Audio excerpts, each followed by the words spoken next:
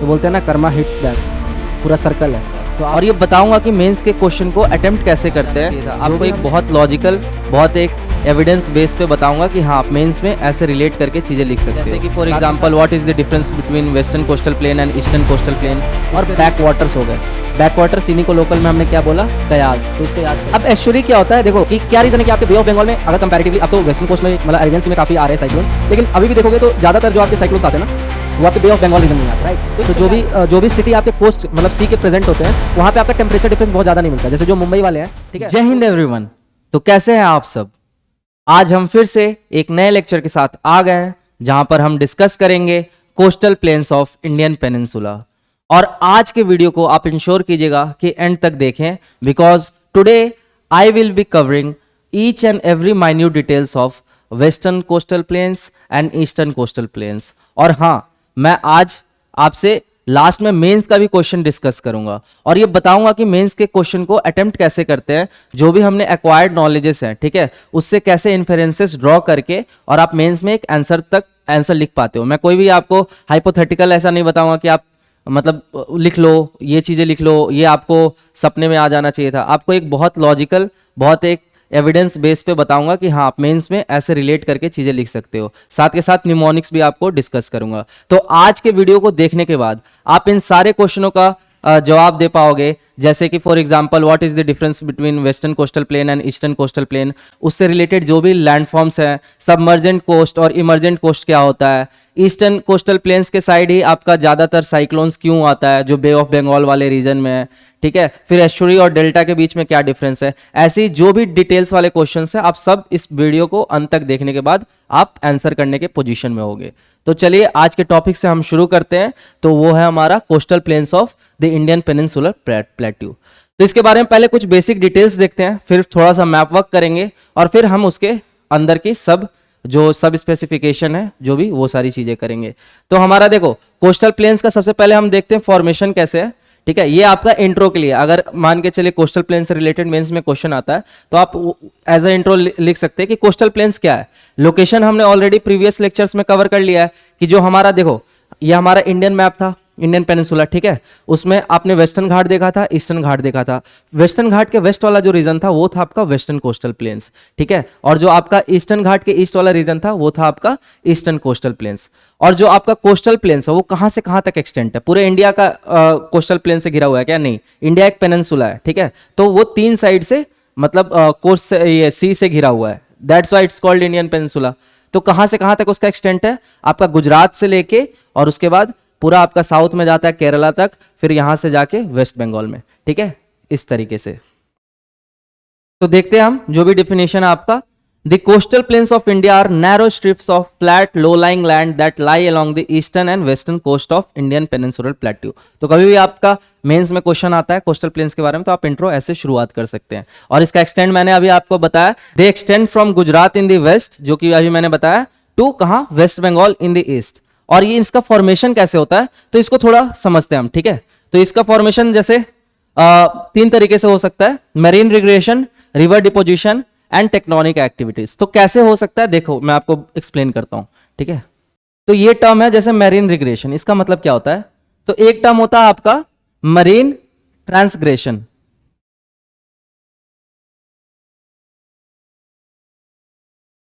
और एक होता है आपका मरीन रिग्रेशन। तो मरीन ट्रांसग्रेशन का मतलब होता है कि जैसे मैंने बताया कि हमारा जियोलॉजिकल जब हम टाइम स्केल देख रहे थे तो उसमें हमने देखा कि कई सारे आइस एजेस आए थे। तो जब आइस एज का टाइम था तो सब चीज मतलब बर्फ जमा होगा, है ना, जो आपका क्रायोस्फीयर के फॉर्म में होगा, सब चीज जमा होगा। जैसे आज के डेट में जो आपके पोलर रीजन में सब चीजें मतलब फ्रिजिड टाइप में रहती हैं, सब चीज जमी हुई रहती हैं। तो वैसे ही आपका आइस एज में मोस्ट ऑफ दी जो भी आपके लैंडफॉर्म्स है वो सारे बर्फ से ढके होंगे। फिर कुछ दिनों बाद आपका वो पिघला होगा, ठीक है। तो उसके पिघलने से क्या हुआ कि जो भी आपके कोस्ट थे, जो भी आपके लैंडफॉर्म थे, वो पानी के अंदर सबमर्ज्ड हो गए। तो हमने लास्ट लेक्चर में ही देखा था कि जो इंडियन डेजर्ट है, ठीक है, वो भी पहले क्या था, पानी के अंदर था, और उसका एविडेंस हमें मिलता है, ठीक है। जो अकाल आपका फॉसिल पार्क है वहां पे जो मेरीन फॉसिल्स है वो पाए जाते हैं, जिससे हमें ये पता लगता है कि हमारा जो इंडियन डेजर्ट था वो भी समंदर के अंदर था। तो इंडियन डेजर्ट जब समंदर के अंदर था तो कोस्टल प्लेन्स भी समंदर के अंदर होंगे, ठीक है। अब मान के चलो वो पानी धीरे धीरे उसका वाटर लेवल डाउन हुआ होगा, ठीक, एक टाइम पे पहले बढ़ गया, सी लेवल राइज हुआ, सी लेवल राइज होने की वजह से आपका सारा जो भी आपका प्लेट्यू है, जो भी आपका कोस्टल लैंडफॉर्म है, सब पानी के अंदर आ गए होंगे, सी के अंदर आ गए होंगे अगर हम लैंड के रिस्पेक्ट में देखें तो। और उसके बाद ओवर द टाइम, मतलब आफ्टर मिलियन ऑफ ईयर्स जो है वो पानी का लेवल धीरे धीरे जब कम हुआ होगा तो आपके कोस्टल लैंडफॉर्म्स फिर से इमर्ज हुए होंगे। तो उसी को हम बोलते हैं, जब पानी का लेवल बढ़ा है तब हम उसको बोलते हैं मरीन ट्रांसग्रेशन, ठीक है। और उसके अंदर बहुत सारी जो भी डिपोजिशनल एक्टिविटी हुई होगी और भी बहुत सारी एक्टिविटीज प्लेस हुई होगी।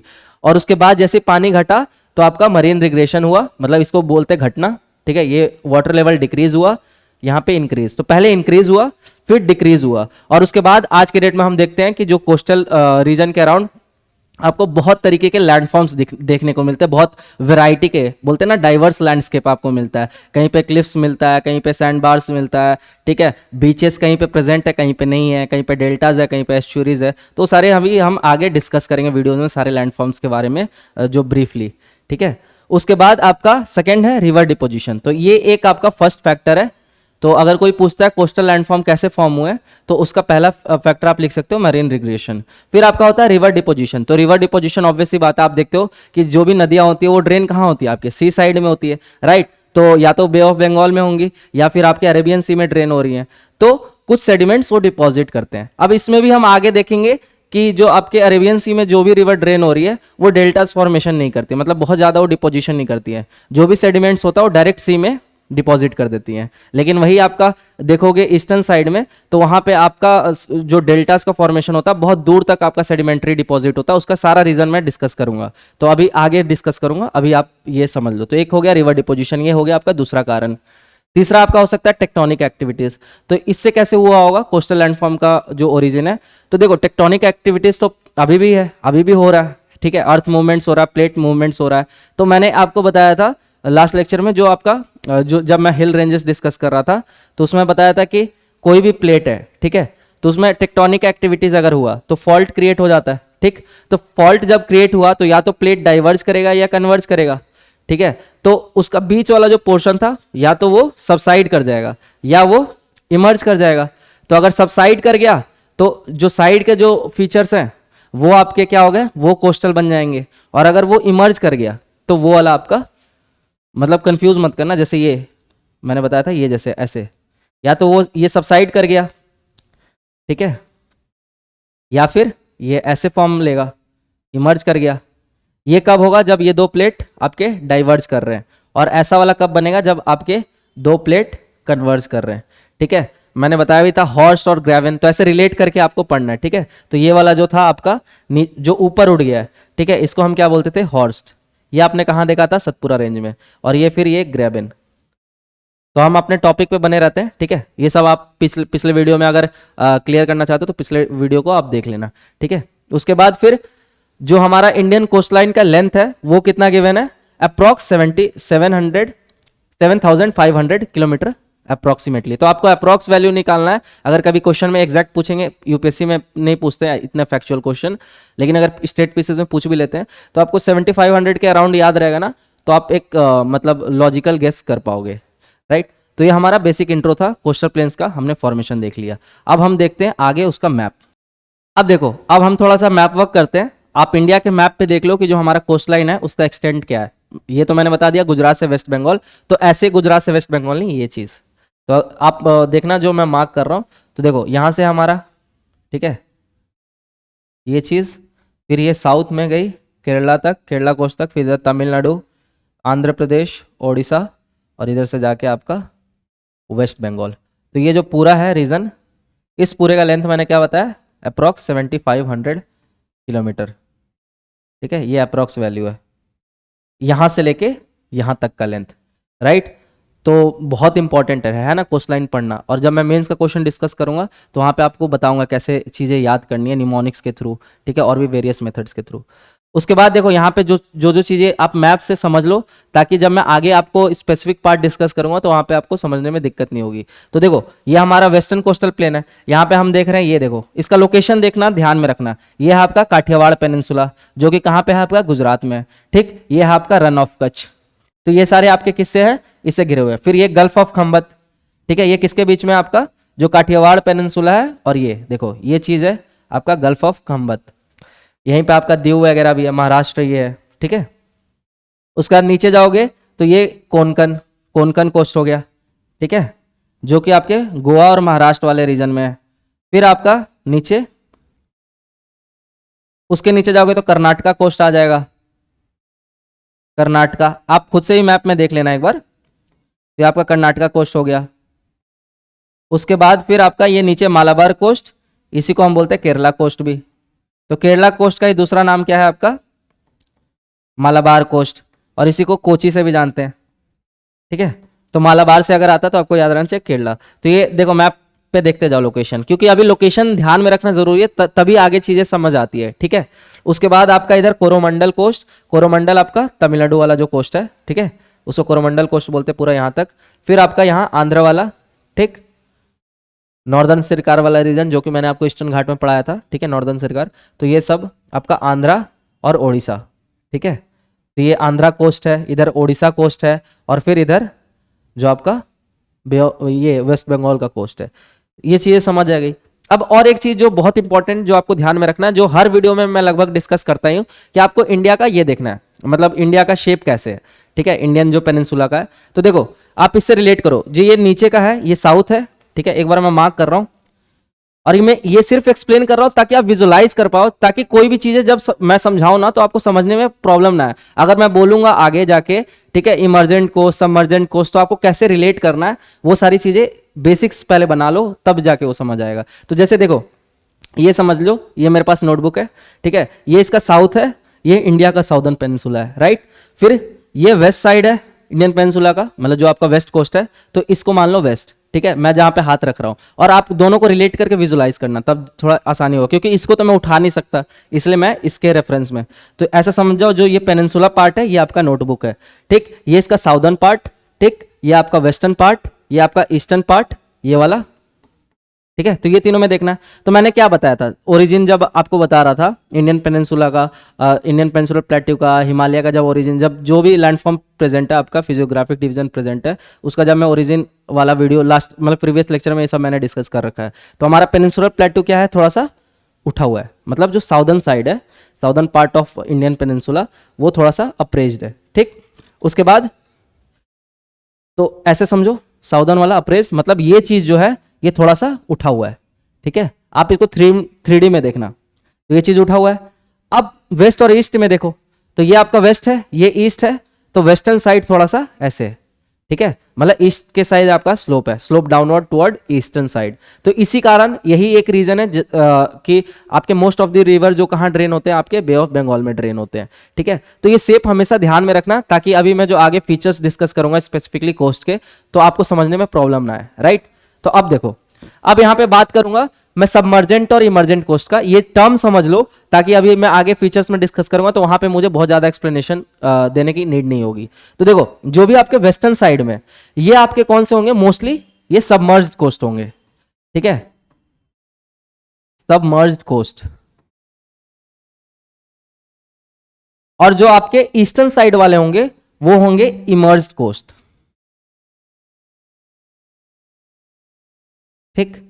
और जो वेस्टर्न कोस्ट का सदर्न पार्ट है, मतलब ये मोस्टली तो सबमर्ज्ड होंगे, लेकिन जो ये सदर्न पार्ट है वेस्टर्न साइड का, मतलब साउथ वेस्टर्न, अगर मैं to be specific south western की बात करूं, जो केरला कोस्ट है आपका, ये भी आपका इमर्जेंट होगा, ठीक है। तो ये ध्यान में रखना, ये आपका वेस्टर्न कोस्ट मोस्टली सबमर्ज्ड होगा, लेकिन उसका जो साउथ वेस्टर्न पार्ट है वो इमर्ज्ड होगा, और ईस्टर्न पार्ट आपका पूरा इमर्जेंट कोस्ट होगा, ठीक है। अब ये क्या होता है, इमर्जेंट कोस्ट, इमर्ज कोस्ट मैंने लिख दिया, ठीक है। तो इमर्जेंट कोस्ट और इमर्ज कोस्ट सेम ही है। तो अब इसका मतलब क्या होता है सबमर्जेंट कोस्ट और इमर्जेंट कोस्ट का, देखो हमारा वेस्टर्न साइड थोड़ा सा ऐसे अपलिफ्टेड है ना, और हमारा ईस्टर्न साइड ऐसे आपका स्लोप डाउनवर्ड है। तो इसके कारण क्या है कि आपका जो भी रिवर ड्रेन करती है, ठीक है, आपके वेस्टर्न साइड में, तो वो डायरेक्टली सी में ड्रेन कर जाती है, राइट। तो आपके कोस्ट बहुत ज्यादा दिखते नहीं है, मतलब मोस्टली जो कोस्ट है ना आपके वेस्टर्न साइड के, वेस्टर्न इंडियन पेनिनसुला के साइड के, वो पानी के अंदर मतलब सबमर्ज्ड है। दैट्स वाई हमें बहुत ज्यादा वहां पे बीचेस देखने नहीं मिलेंगी, राइट। लेकिन हमें बीच केरला में आपको देखने मिलता है, ठीक है, केरला में आप जाओगे तो वहां पे आपको बीचेस देखने मिलते हैं, क्योंकि ये इमर्ज्ड है। तो इमर्ज कोस्ट का मतलब जो कोस्ट आपको दिख रहा है ना, मतलब काफी दूर तक आपको दिख रहा है, उसके बाद आपका समंदर शुरू होता है। जैसे आप जाते हो कोई बीच वगैरह तो पहले पूरा रेत होता है, उसके बाद आगे जाके समंदर आता है। तो मतलब ये क्या है, इमर्जेंट कोस्ट है, मतलब कोस्ट ऊपर उठा हुआ है, मतलब पानी के अंदर सबमर्ज नहीं है। और वेस्टर्न साइड में आपका जो अगर हम बोले नॉर्थ वेस्टर्न साइड में, जो नॉर्थ वेस्टर्न वाले कोस्ट है ये सबमर्ज है, मतलब आपको कोस्ट दिखेंगे ही नहीं। ठीक है, क्यों नहीं दिखेंगे, इसका रीजन यही है कि आपका जो वेस्टर्न साइड है ये थोड़ा सा अपलिफ्टेड है। ठीक है, और साउदर्न साइड से भी थोड़ा सा अपलिफ्टेड है। तो ये चीजें माइंड में रखना कि अगर मैं सबमर्जेंट कोस्ट टर्म यूज करूं तो आपको तुरंत ध्यान में रखना है नॉर्थ वेस्टर्न वाला जो है आपका सबमर्जेंट कोस्ट है। यहां पे आपको बहुत ज्यादा बीचेस वगैरह नहीं मिलेंगे। ठीक है, आपको कोस्ट लाइन नहीं मिलेगा, इसका डायरेक्ट आपका मान के चलो लैंड एरिया है और थोड़ा सा छोटा सा कोस्ट लाइन मिलेगा, उसका डायरेक्ट सारा पानी के अंदर। ठीक, दैट्स वाई यहाँ पे इस वाले रीजन में ना आपको जो मोस्टली मेजर पोर्ट्स होते हैं ना वो सारे यहाँ पे मिलेंगे, जैसे जवाहरलाल नेहरू पोर्ट। और हाँ, मैं ये इस वीडियो में बता दूं कि मैं जो पोर्ट वाला टॉपिक होगा ना, जस्ट इमीडिएट इसके जो आप नेक्स्ट लेक्चर आएगा उसमें मैं आपको पोर्ट्स को बहुत हॉलिस्टिकली कवरेज कराऊंगा, क्योंकि वो प्रीलिम्स के लिए बहुत इंपॉर्टेंट है। तो इस साल के प्रीलिम्स में आने के बहुत चांसेस है, 2023 में भी वो पूछा ही था और पिछले प्रीलिम्स में ही पूछते आ रहा है। तो पोर्ट्स को इसलिए मैंने सेपरेट वीडियो में ही कवर कराने का सोचा है, जहां पे मैं पोर्ट्स का आपको पूरा डिटेल कराऊंगा, मेंस पर्सपेक्टिव से ही और प्रीलिम्स पर्सपेक्टिव से भी, जो भी डेटाज आपके एनसीईआरटी में मेंशन है वो सारी चीजें कराऊंगा। तो पोर्ट्स के लिए आपको चिंता नहीं करना है। ठीक है, इस वीडियो में मैं आपको पोर्ट्स नहीं कराऊंगा। ठीक है, इस वीडियो को मैं मतलब रिस्ट्रिक्टेड रख रहा हूं सिर्फ कोस्टल प्लेन्स को एक्सप्लेन करने के लिए, नहीं तो वीडियोस बहुत ज्यादा एक्सटेंड हो जाता है। राइट, तो पोर्ट्स के लिए नेक्स्ट वीडियो में हम कवर करेंगे। आप बस इतना जान लो कि यहाँ पे जो आपके मेजर पोर्ट्स मिलते हैं, क्योंकि पोर्ट्स के लिए आपको क्या चाहिए होता है, डीप वाटर चाहिए होता है ना। अगर मान के चलो कहीं पे कोस्ट है, ठीक, अब कोस्ट धीरे धीरे धीरे धीरे सी में जा रहा है, तो वहां पे पोर्ट फॉर्मेशन पॉसिबल है क्या, बहुत मुश्किल होता है ना। वहां पे आपको बहुत ज्यादा मेजर पोर्ट्स नहीं मिलते। क्यों, क्योंकि आपको पोर्ट के लिए डीप वाटर चाहिए, है ना, जहां पे आपका जो शिप वगैरह है वो पार्क हो सके। राइट, तो यहाँ पे आपको जितने मेजर पोर्ट्स हैं, जो भी आपके जवाहरलाल नेहरू पोर्ट, नावाशेवा पोर्ट है, ठीक है, गुजरात पोर्ट, गुजरात में जो भी पोर्ट है, ये सारे मेजर पोर्ट आपको यहाँ पे मिल जाते हैं। उसके बाद ईस्टर्न साइड में आपको मैंने बता दिया, यहाँ पे भी ऐसा नहीं है कि पोर्ट नहीं मिलते, लेकिन यहाँ वाले थोड़ा इनकी कैपेसिटी ज़्यादा होती है और यहाँ ज़्यादा मतलब पोटेंशियल है पोर्ट्स के फॉर्मेशन का। तो ये सारी चीज़ आप ध्यान में रखना, सबमर्जेंट, इमर्जेंट। ठीक है, इंडिया का जो मैंने बता दिया वो विजुअलाइजेशन माइंड में रखना। अब हम आगे इसका और डिटेल करते हैं।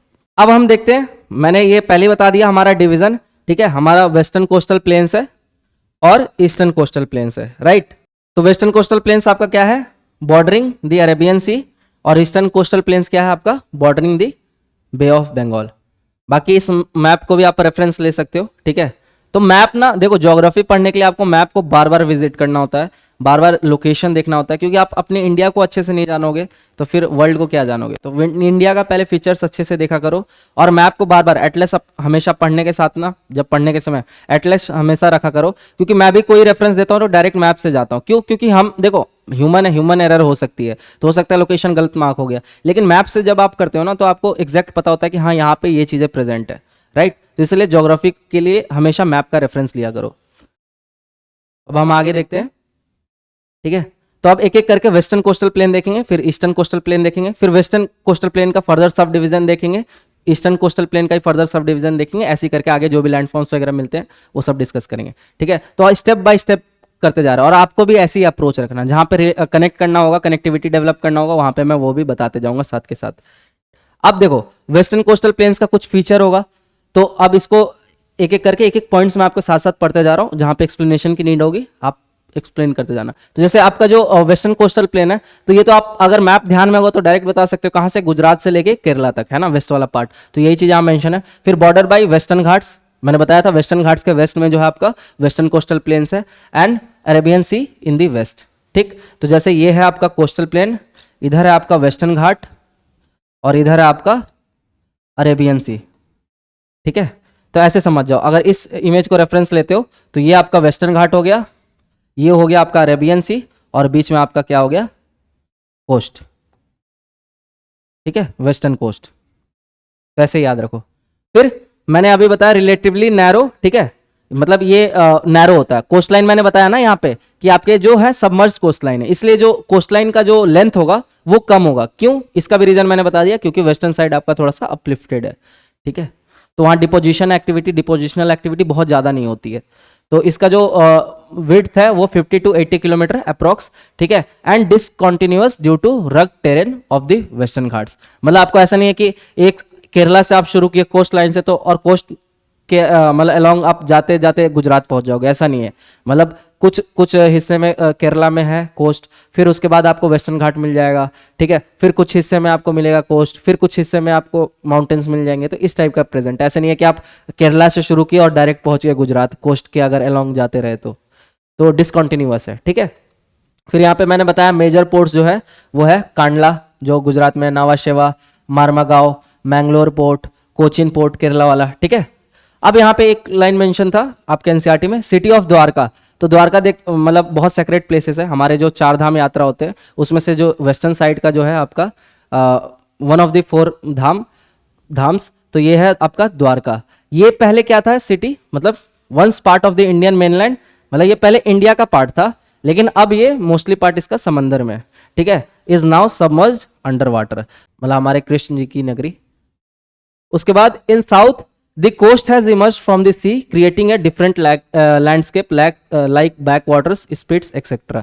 तो मैंने बताया था, देखो वेस्टर्न में ध्यान रखना, वेस्टर्न में आपका मोस्टली सबमर्ज्ड है, लेकिन जो आपका साउथ वेस्टर्न पार्ट है, मतलब जो केरला वाले साइड है, वो इमर्जेंट कोस्ट है, मतलब वहां पे आपको कोस्ट लाइन दिखता है, तो आप इसलिए केरला में बीच वगैरह पाओगे। तो जो जहां पे आपका इमर्जेंट कोस्ट लाइन होगा वहीं पे आपको बीचेस मिलेंगे, ठीक। तो इसी के कारण ना वहां का landscape as comparison to north western part, south western part का जो लैंडस्केप है as comparison to north western आपका कोस्टल प्लेन वो डिफरेंट होगा, ठीक है, क्योंकि फॉर्मेशन वगैरह और जो उसका फीचर है वो डिफरेंट है इसलिए। तो यहाँ पे जो आपको मिलते हैं मेन जो लैंडफॉर्म होते हैं वो बैक वाटर्स बोलते हैं। तो आप केरला में देखोगे, अभी आगे सब मैं दिखाऊंगा, इमेजेस दिखाऊंगा, समझाऊंगा बैक वाटर्स क्या होते हैं, उसको लोकल में नेम में क्या बोला जाता है, कायाल्स बोला जाता है, ठीक है। तो ये सारी चीजें यहाँ पे बस एक बेसिक इंट्रो है। फिर reverse do not form deltas, मैंने बता दिया डेल्टास का फॉर्मेशन का क्या क्या कारण होता है, ठीक है। तो अगर डेल्टास फॉर्मेशन, तो आप हिमालय जब मैं पढ़ा रहा था, ठीक है, तो आप देखते हो कि डेल्टास का अगर मैं बोल दूं कि 4 कॉज लिखो, तो डेल्टा का क्या होना चाहिए, पहला तो रिवर फ्लूवियन प्रोसेस है, ठीक है।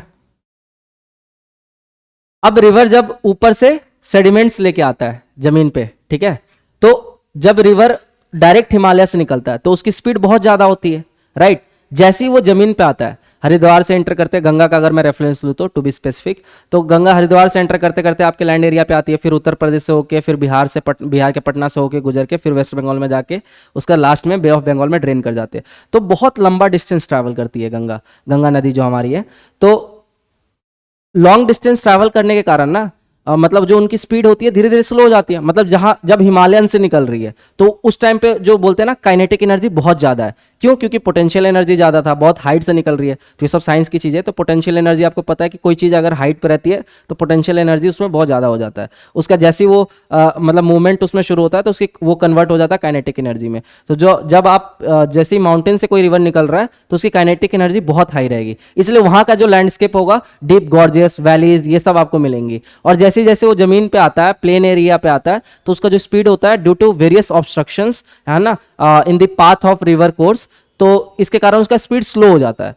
तो देखो कोई चीज की स्पीड अगर स्लो हो गई, रिवर की स्पीड स्लो हो गई, तो वो क्या करेगा, सेडिमेंट्स डिपॉजिट करते जाएगा, और इसका एक्सप्लेनेशन मैंने ऑलरेडी दे रखा है, ठीक। तो दूसरा कारण क्या है हमारा, कि मतलब रिवर का स्पीड जो होना चाहिए वो स्लो होना चाहिए। क्यों स्लो होना चाहिए, ताकि सेडिमेंट्री डिपॉजिट हो सके, सेडिमेंट्री डिपॉजिट।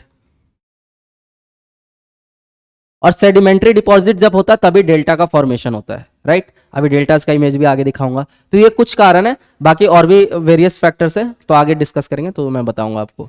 तो जो वेस्टर्न साइड में ऑब्वियसली बात है सबमर्ज कोस्ट है, तो डेल्टास फॉर्मेशन का कम चांसेस है, तो वहां पे फिर क्या मिलेंगे, मोस्टली एस्चुरीज मिलेंगे, ठीक। और मैं आपको आगे अभी डिफरेंस भी बताऊंगा कि डेल्टाज और एस्चुरीज में क्या डिफरेंस है, तो बने रहिए अंत तक वीडियो को देखिए, आराम आराम से एक चीज करके समझेंगे, क्योंकि मैं रश करूंगा तो चीजें समझ नहीं आएगी।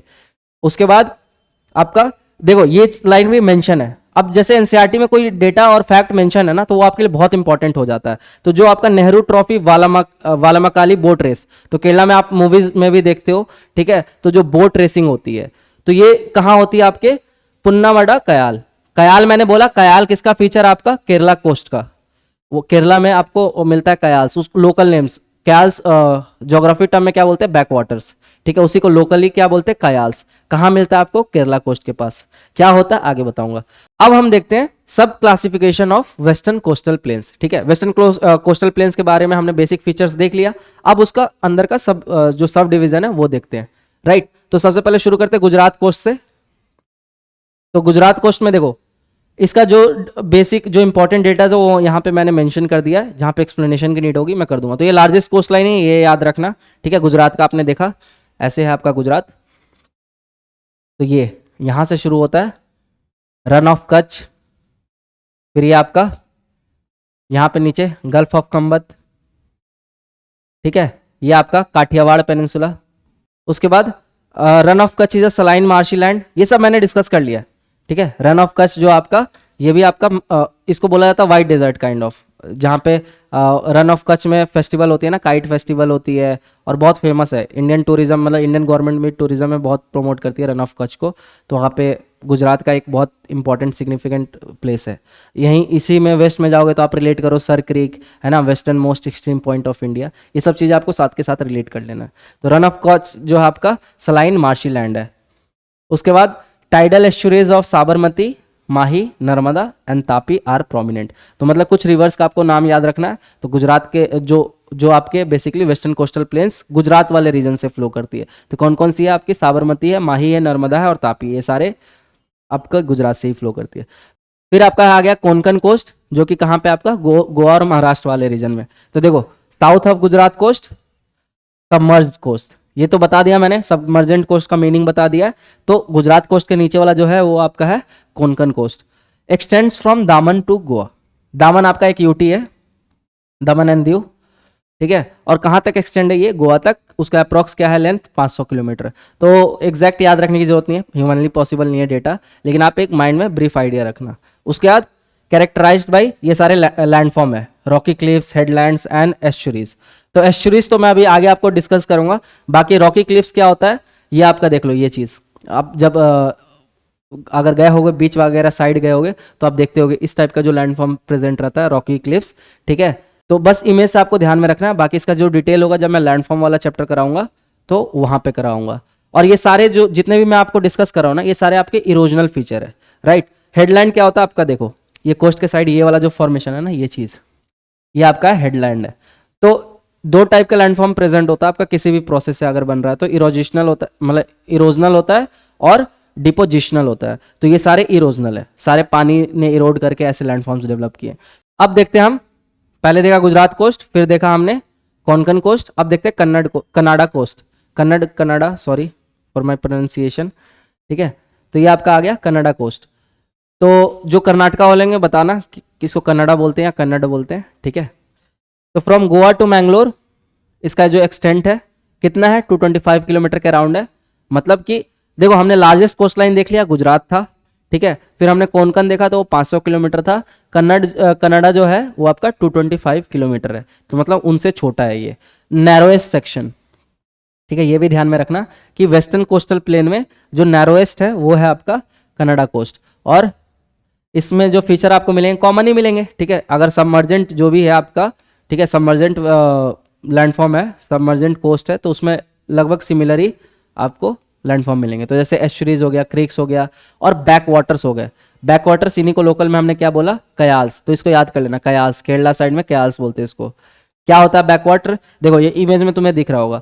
ठीक है, तो अगर समझो बैक वाटर्स ना डायरेक्ट डेल्टाज में क्या होता है कि रिवर पहले फ्लो करती है, सेडिमेंट्री डिपॉजिट करती है और थोड़ा डिस्टेंस ट्रैवल करने के बाद जाके वो सी में ड्रेन होती है। लेकिन बैक वाटर्स क्या होता है कि जैसे इनलैंड जो आपका कैनाल्स होता है, ठीक है, तो केरला में आप देखोगे कि पूरा मतलब जो केरला के बहुत सारे सिटीज लेक के बीच में सिटीज बसे हुए हैं। ठीक है, तो जैसे ये कैनाल्स है, वेरियस कैनाल्स है जो इनलैंड कैनाल्स है अंदर के। उसके बाद इसमें से जो पानी है ये डायरेक्ट जाके आपके, ये मान के चलो अरेबियन सी, यहाँ पे डायरेक्ट मिल जाएगा। तो ये बैक वाटर्स, ठीक है, ये डायरेक्टली कनेक्टेड है। अगर जो आपका inland waters, if inland water is directly connected to sea water, ठीक है, तो इसको हम क्या बोलेंगे, आपका बैक वाटर्स या कयाल्स। उसका इमेज देखो, केरला में जाओगे बहुत ब्यूटीफुल होता है। तो ये आपको हाउस बोट टाइप मिलेंगे। वहाँ पे तो बोट से ही लोग ट्रांसपोर्टेशन के लिए, मतलब जैसे हम बस और ऑटो यूज़ करते हैं, वहाँ पे बोट यूज़ करते हैं। ठीक है, वेमनाड वगैरह प्रेजेंट वहां पे। इंपॉर्टेंट रिवर याद रखना, शरावती और नेत्रावती, ठीक है। अब ये शरावती रिवर से तुम्हें क्या याद आना चाहिए, एक तो ये वेस्ट फ्लोइंग रिवर है। अच्छा, मैं ये शरावती स्पेसिफिकली क्यों डिस्कस कर रहा हूँ, क्योंकि ये प्रीलिम्स में पूछ रहा था, 2024 में ही पूछा था, तो काफी इंपॉर्टेंट रिवर है। बाकी जब हम इंडिया का ड्रेनेज सिस्टम देखेंगे तो वहां पे भी इसको फिर से दोबारा डिस्कस करूंगा। अभी के लिए आप याद रख लो, शरावती जो है आपका वेस्ट फ्लोइंग रिवर है, ठीक है। और इंपॉर्टेंट क्यों है, क्योंकि आपका यहाँ पे जोग वाटरफॉल, ठीक है, जोग वाटरफॉल इसी के ऊपर है। इसी को दूसरा नाम से क्या बोलते हैं, गिरोसप्पा, गिरोसप्पा वाटरफॉल। तो ऐसे ही रिलेट करना आपको, राइट। तो जो शरावती रिवर है आपके कर्नाटका में, ठीक, इस पे कौन सा वाटर फ्लो है आपका, कौन सा वाटरफॉल है, जोग वाटरफॉल। और कैसा, ईस्ट फ्लोइंग है, वेस्ट फ्लोइंग है, तो वेस्ट फ्लोइंग है। मतलब बहुत कम ही रिवर जो है वेस्ट फ्लोइंग में ड्रेन करती है इंडिया में, तो उसमें से एक शरावती भी है, तो एलिमिनेट करने में ही हेल्प मिलेगा। उसके बाद आपको देखते हैं, अब देखते हैं हम मालाबार कोस्ट, ठीक है। तो मालाबार कोस्ट केरला का ही मैंने नाम बताया जब इंट्रोडक्शन दे रहा था, ठीक है। तो ये वाइडेस्ट है। तो देखो, कनाडा कोस्ट जो है आपका नैरोएस्ट है, ठीक है, और जो मालाबार कोस्ट है ये आपका वाइडेस्ट सेक्शन है। और इसका जो एक्सटेंट है कहां तक है, मैंगलोर से कन्याकुमारी। मैंगलोर आपके कर्नाटका में है, और कन्याकुमारी आपका बताया southern most point of India's mainland. इसको पुराने किस नाम से जाना जाता था, केप कोमोरिन। ऐसे रिलेट भी करते जाना साथ के साथ। तो इसका एक्सटेंट मैंगलोर से कन्याकुमारी। किस टाइप का, इमरजेंट कोस्ट, तो ये एक्सेप्शन है, तो इसको ध्यान रखना, एग्जाम में फंसा सकते हैं।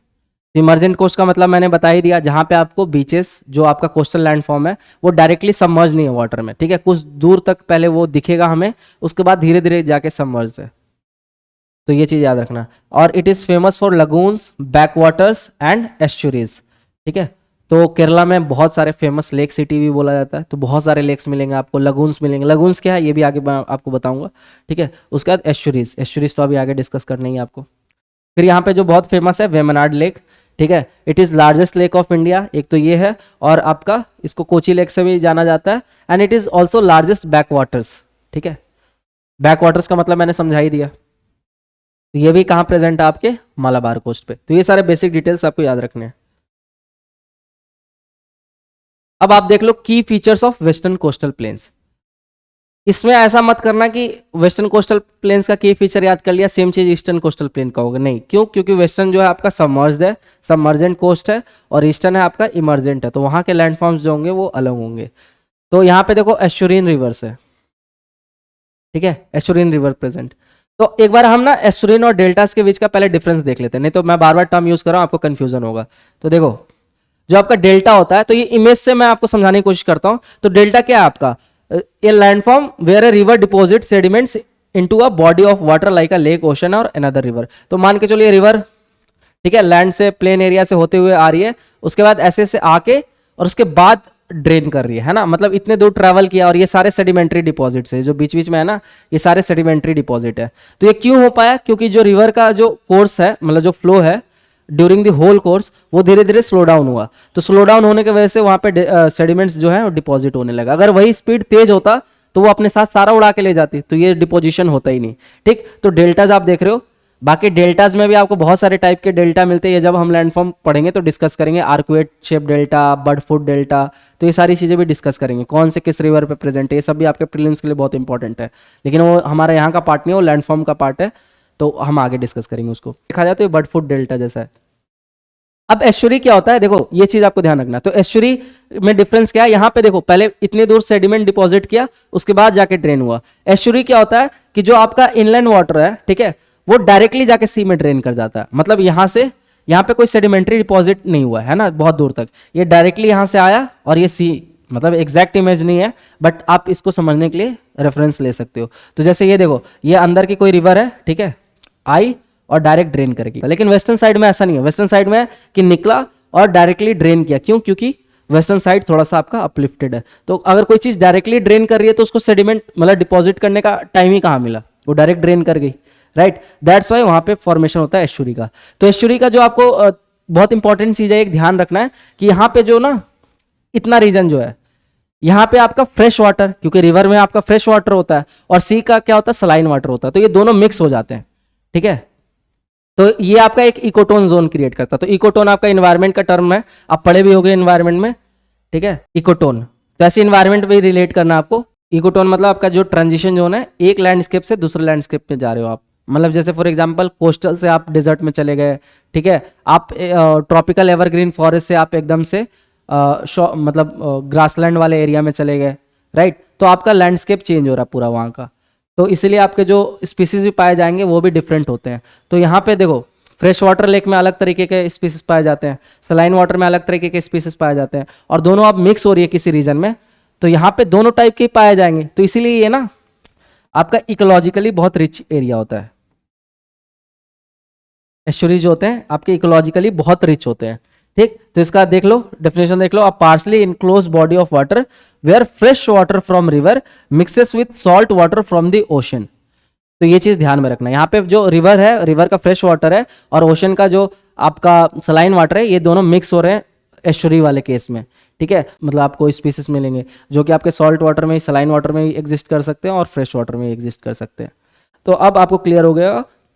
अब वापस यहाँ देखते हैं, तो देखो की फीचर्स में हम देख रहे थे, एस्चुरिन रिवर मिल रहा है आपको वेस्टर्न कोस्टल प्लेन में, ठीक है। रिवर का नाम स्पेसिफिक दे रखा है इधर, नर्मदा, तापी, मांडवी, जुआरी, ठीक है। मांडवी ब्रिज अभी बना है लेटेस्ट गोवा में, जुआरी ब्रिज, तो ये सब आपको याद रखना है। लगून्स एंड बैक वाटर्स, ठीक। तो लगून क्या होता है यह भी आपको मैं इमेज दिखाऊंगा। यहाँ पे अगर ऐसे एक्सप्लेन करूंगा तो हो सकता है आपको समझ ना आए, तो इमेज के साथ मैं आपको एक्सप्लेन कर दूंगा लगून क्या होता है। और बैक वाटर्स तो मैंने आपको बता ही दिया, इसी को लोकल लैंग्वेज में क्या बोलते हैं, कयाल्स। बार बार आपको ये याद करते जाना टर्म, कि आप वीडियो के एंड तक ना आपको ये सारे टर्म्स, टर्मिनोलॉजी जो भी है याद हो जाए। फिर आपको रॉकी लैंडस्केप मिलते हैं, जो अभी मैंने दिखाया था, रॉकी क्लिफ्स, ठीक है। कहाँ पे, स्पेसिफिकली महाराष्ट्र और गोवा में। और उसके बाद आपको मराइन इकोसिस्टम मिलता है, जो कोरल रीफ है आपके लक्षद्वीप में प्रेजेंट है, ठीक है। तो जैसे हमने वेस्टर्न कोस्टल प्लेन्स का पहले स्पेसिफिकेशन देखा, वैसे ईस्टर्न कोस्टल प्लेन का स्पेसिफिकेशन देखते हैं, और उसके बाद फिर वैसी सब डिवीजन देखेंगे, राइट। तो ईस्टर्न कोस्टल प्लेन का सबसे पहले आप एक्सटेंड देखो, तो एक्सटेंड इसका कहाँ से कहाँ तक है, ऐसे देख रहे हो तो वेस्ट बंगाल से लेके आपका यहाँ पे तमिलनाडु तक, राइट। तो ये आपका ईस्टर्न कोस्टल प्लेन हो गया। फिर मैं आपको शुरू में ही बोल दिया था कि ये किसके बीच का रीजन है, आपका east of the Eastern Ghat in the west, ठीक है। ईस्टर्न घाट अगर देखा जाए तो ये ऐसे 3 लाइन, तो ये आपका अगर ईस्टर्न घाट है, तो ये आपका बे ऑफ बंगाल है, और बीच में आपका जो है ईस्टर्न कोस्टल प्लेन्स है, ठीक। तो इसे याद रखना, सिंपल। उसके बाद यहाँ पे जो मेजर पार्ट है, जो it is formed by alluvial fillings. Alluvial soil के बारे में बताइए, तो एलुवियल फिलिंग्स मतलब kind of sedimentary deposit, right. तो जो भी वेस्टर्न घाट से रिवर निकल रही है आपकी, कृष्णा, कावेरी, गोदावरी, ठीक है, तो ये भी सेडिमेंट्री डिपॉजिट अपने साथ लाती हैं और kind of deltaic region form करती हैं। तो इसी को हम बोलते हैं कृष्णा, कावेरी डेल्टा, गोदावरी डेल्टा, ये सब काफी फेमस जगह है, मतलब काफी फेमस लैंडफॉर्म है। और it form due to emergence, ये मैंने आपको शुरू में ही डिस्कस कर दिया था कि it is emergent coastline. Emergent coastline का मतलब कि जहां पे आपका कोस्टलाइन कुछ दूर तक दिखे, उसके बाद आपका सी आए, राइट। अब हम ईस्टर्न कोस्टल प्लेन का फर्दर सब डिवीजन देख लेते हैं, जैसे हमने वेस्टर्न कोस्टल प्लेन का देखा था। तो इसमें देखो उत्कल कोस्ट, ठीक है, नाम से याद रखना। तो जब हम अपना राष्ट्रीय गान भी गाते हैं तो वहां पे भी उत्कल टर्म याद, मतलब उसका भी रेफरेंस दिया जाता है ना, द्राविड़ उत्कल बंगा। तो ये सब देखो कहाँ से लिया गया है। तो उत्कल जो कोस्ट है ये ओडिशा का ही नाम है, पर्यायवाची है, synonym. It is deltaic plain of Ganga delta and Mahanadi delta, ठीक है। इट इज बिटवीन सुवर्ण रेखा एंड महानदी रिवर। तो सुवर्ण रेखा रिवर आपका याद करो, छोटा नागपुर प्लेट्यू, और उसके बाद महानदी रिवर, ठीक है, ये आपके ओडिशा से होके, इसी पे क्या था आपका हीराकुड डैम था, मैंने एक्सप्लेन भी किया था। तो जो आपका उत्कल कोस्ट है किसके किसके बीच है, अगर रिवर के टर्म में देखा जाए तो सुवर्ण रेखा और महानदी रिवर के बीच में। और यहाँ पे एक बहुत फेमस लेक प्रेजेंट है, चिल्का लेक, ठीक। तो कोई ओडिशा गया होगा घूमने तो चिल्का लेक भी विजिट किया होगा। तो it is kind of largest brackish water lake in India. तो ये फैक्ट याद रखना। ब्रैकिश का मतलब मैंने बता दिया था, खारा पानी। बाकी अभी मैं इसको मैप पे भी आपको लोकेशन दिखाऊंगा, एग्जैक्ट लोकेशन, तो उससे आपको माइंड में याद रहेगा कि चिल्का लेक ओडिशा में प्रेजेंट है। फिर आपका नॉर्दर्न सरकार, ये जब हमने ईस्टर्न घाट पढ़ा था तो वहां पे डिस्कस किया था, region covering Utkal coast plus Andhra coast. तो ओडिशा के बाद आपका क्या आता है, आंध्रा आता है। तो उत्कल कोस्ट से लेके जो आंध्रा कोस्ट के बीच का रीजन है वो आपका क्या है, नॉर्दर्न सरकार्स वाला। और it is located between Mahanadi and Krishna. तो देखो ये था सुवर्ण रेखा और महानदी के बीच में, जैसे ऐसे देखो देखा जाए तो ये सुवर्ण रेखा, एस से मैं डिनोट कर रहा हूं, ठीक है। फिर महानदी, फिर आपका कृष्णा, फिर आपका गोदावरी, और फिर लास्ट में आपका कावेरी, SMKGC। तो इसके बीच में जो आपका क्या है, उत्कल कोस्ट। फिर आपका महानदी से आपका कृष्णा रिवर के बीच में क्या है आपका, कौन सा डेल्टा प्रेजेंट है, नॉर्दर्न सिरकार। फिर आपका कृष्णा से गोदावरी के बीच में आपका क्या है, आंध्रा कोस्ट है, आंध्रा कोस्ट। फिर आपका गोदावरी और कावेरी के बीच में क्या है आपका, कोरोमंडल कोस्ट। तो प्रीलिम्स में ऐसे भी क्वेश्चन बन सकते हैं, ठीक है। तो इस तरीके से भी आपको पढ़ना होता है, किन दो रिवर के बीच में जो कोस्टल प्लेन है वो लाई कर रहा है, ठीक है। तो हमने नॉर्दर्न सिरकार का देख लिया ये चीज। अब आंध्रा कोस्ट का देख लो, इसमें भी जो फेमस लेक है ये मैंने बताई दी आपको, between Godavari and Krishna deltas. ये इमेज का आप स्क्रीनशॉट भी ले सकते हो। उसके बाद यहाँ पे जो फेमस कुछ लेक्स है, पुलिकट लेक्स, कोलेरू लेक, ठीक है, ये सब बहुत बहुत इंपॉर्टेंट लेक्स है। और आंध्र प्रदेश में ही आपका पुलिकट लेक प्रेजेंट है, राइट। लेकिन टू बी स्पेसिफिक कोस्ट का बात करेंगे तो वो किस कोस्ट पे प्रेजेंट है, कोरोमंडल कोस्ट में। ऐसा क्यों, ये भी दिखाता हूं मैं। और its connectivity to sea is lost due to depositional activity of river Godavari. तो बोला जाता है कि इसका सी से कनेक्टिविटी मतलब नहीं है, मतलब डायरेक्ट कोई अगर चाहे कि कोस्टल प्लेन से डायरेक्ट सी में एंटर कर जाए, जैसे हम बीचेस में देखते हैं कि सैंड से डायरेक्ट आप सी में चले जाते हो नहाने, तो वैसा यहाँ पे पॉसिबल नहीं है, क्योंकि बीच में क्या है, डिपोजिशनल एक्टिविटी कर दिया है गोदावरी ने, तो दलदल वाला इलाका बन जाता है, डेल्टाइक रीजन बन जाता है, इसलिए हम डायरेक्टली सी पे नहीं जा सकते, बीच में एक बैरियर क्रिएट हो गया। इसका मतलब यही है। फिर आपका आता है कोरोमंडल कोस्ट, ये आपका क्या है, तमिलनाडु वाला एरिया। तो आप देखो, मैंने बोला पुलिकट लेक जो आपका है कोरोमंडल कोस्ट में, ठीक है, प्रेजेंट कहाँ है, आंध्र प्रदेश में, लेकिन है कहाँ, अगर स्पेसिफिकली बात किया जाए तो कोरोमंडल कोस्ट पे। क्यों, क्योंकि जो कोरोमंडल कोस्ट का एक्सटेंट है वो मैंने कहां से कहां तक बताया आपका, गोदावरी रिवर से आपका कावेरी रिवर तक, ठीक है। और जो आपका आंध्रा जो है, आंध्र प्रदेश है, आंध्र प्रदेश तो यहीं से शुरू हो गया है। तो जो पुलिकट लेक का लोकेशन भी अभी मैं दिखाता हूँ, प्रेजेंट है आंध्र प्रदेश में, लेकिन अगर कोस्ट पूछा जाए तो कोरोमंडल कोस्ट पे प्रेजेंट है। अब पुलिकट लेक जो आपका है, ठीक है, फेमस है इसरो के लिए।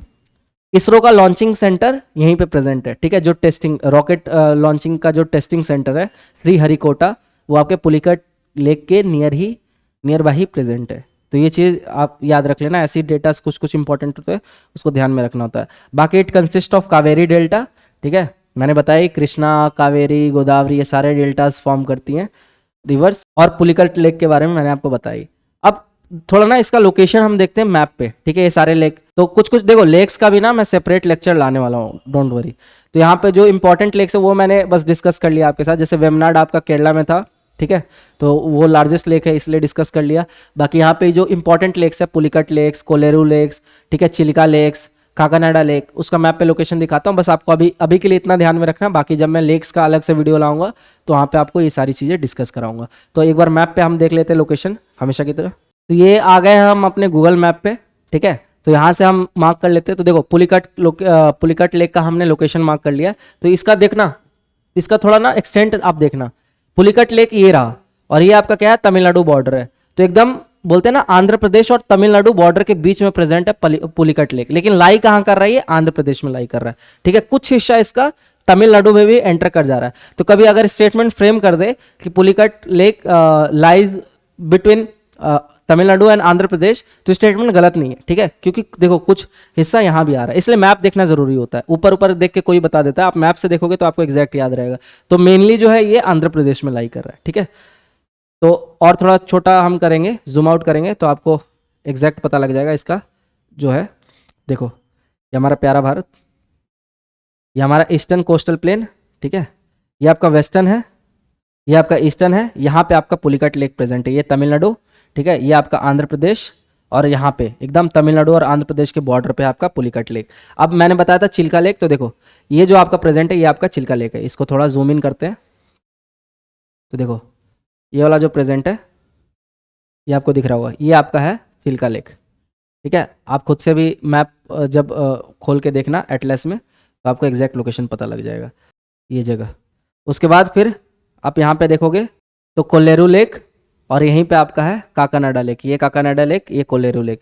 तो ये आपका आंध्र प्रदेश में ही है। तो 3 लेक आपके आंध्र प्रदेश में कौन कौन से, काकानाडा, कोलेरू और पुलिकट। इसके लिए ओडिशा में कौन सा याद रखना है आपका, चिलिका लेक। तो ऐसे ध्यान में रखना आपको। अब वापस से आते हैं हम अपने टॉपिक पे, ठीक। बाकी मैप देख लो, ये हमारा देखो वेस्टर्न साइड में ही कोस्ट है, ईस्टर्न साइड में ही कोस्ट है, तो मैप से देखा करो लोकेशन। तो हमने मैप पे लोकेशन देख लिया, अब आपके माइंड में क्लियर होगा एकदम, ठीक है। तो अब हम बढ़ते हैं आगे की तरफ और हम देखते हैं की features of eastern coastal plain. तो देखो मैंने बताया कि दोनों के लिए सेम याद मत करना, ठीक है। की फीचर्स जो वेस्टर्न कोस्टल प्लेन का उसका डिफरेंट होगा, ऑब्वियस सी बात है, लेकिन ईस्टर्न कोस्टल प्लेन का आपका की फीचर्स है वो डिफरेंट है। तो क्या क्या है, अब तो आपको याद भी हो गया होगा कि यहाँ पे डेल्टाज मिल रहे हैं, ठीक है। ये यहाँ पे साइक्लोन प्रोन एरिया होता है, अब क्यों होता है वो भी मैं आपको एक्सप्लेन करता हूँ।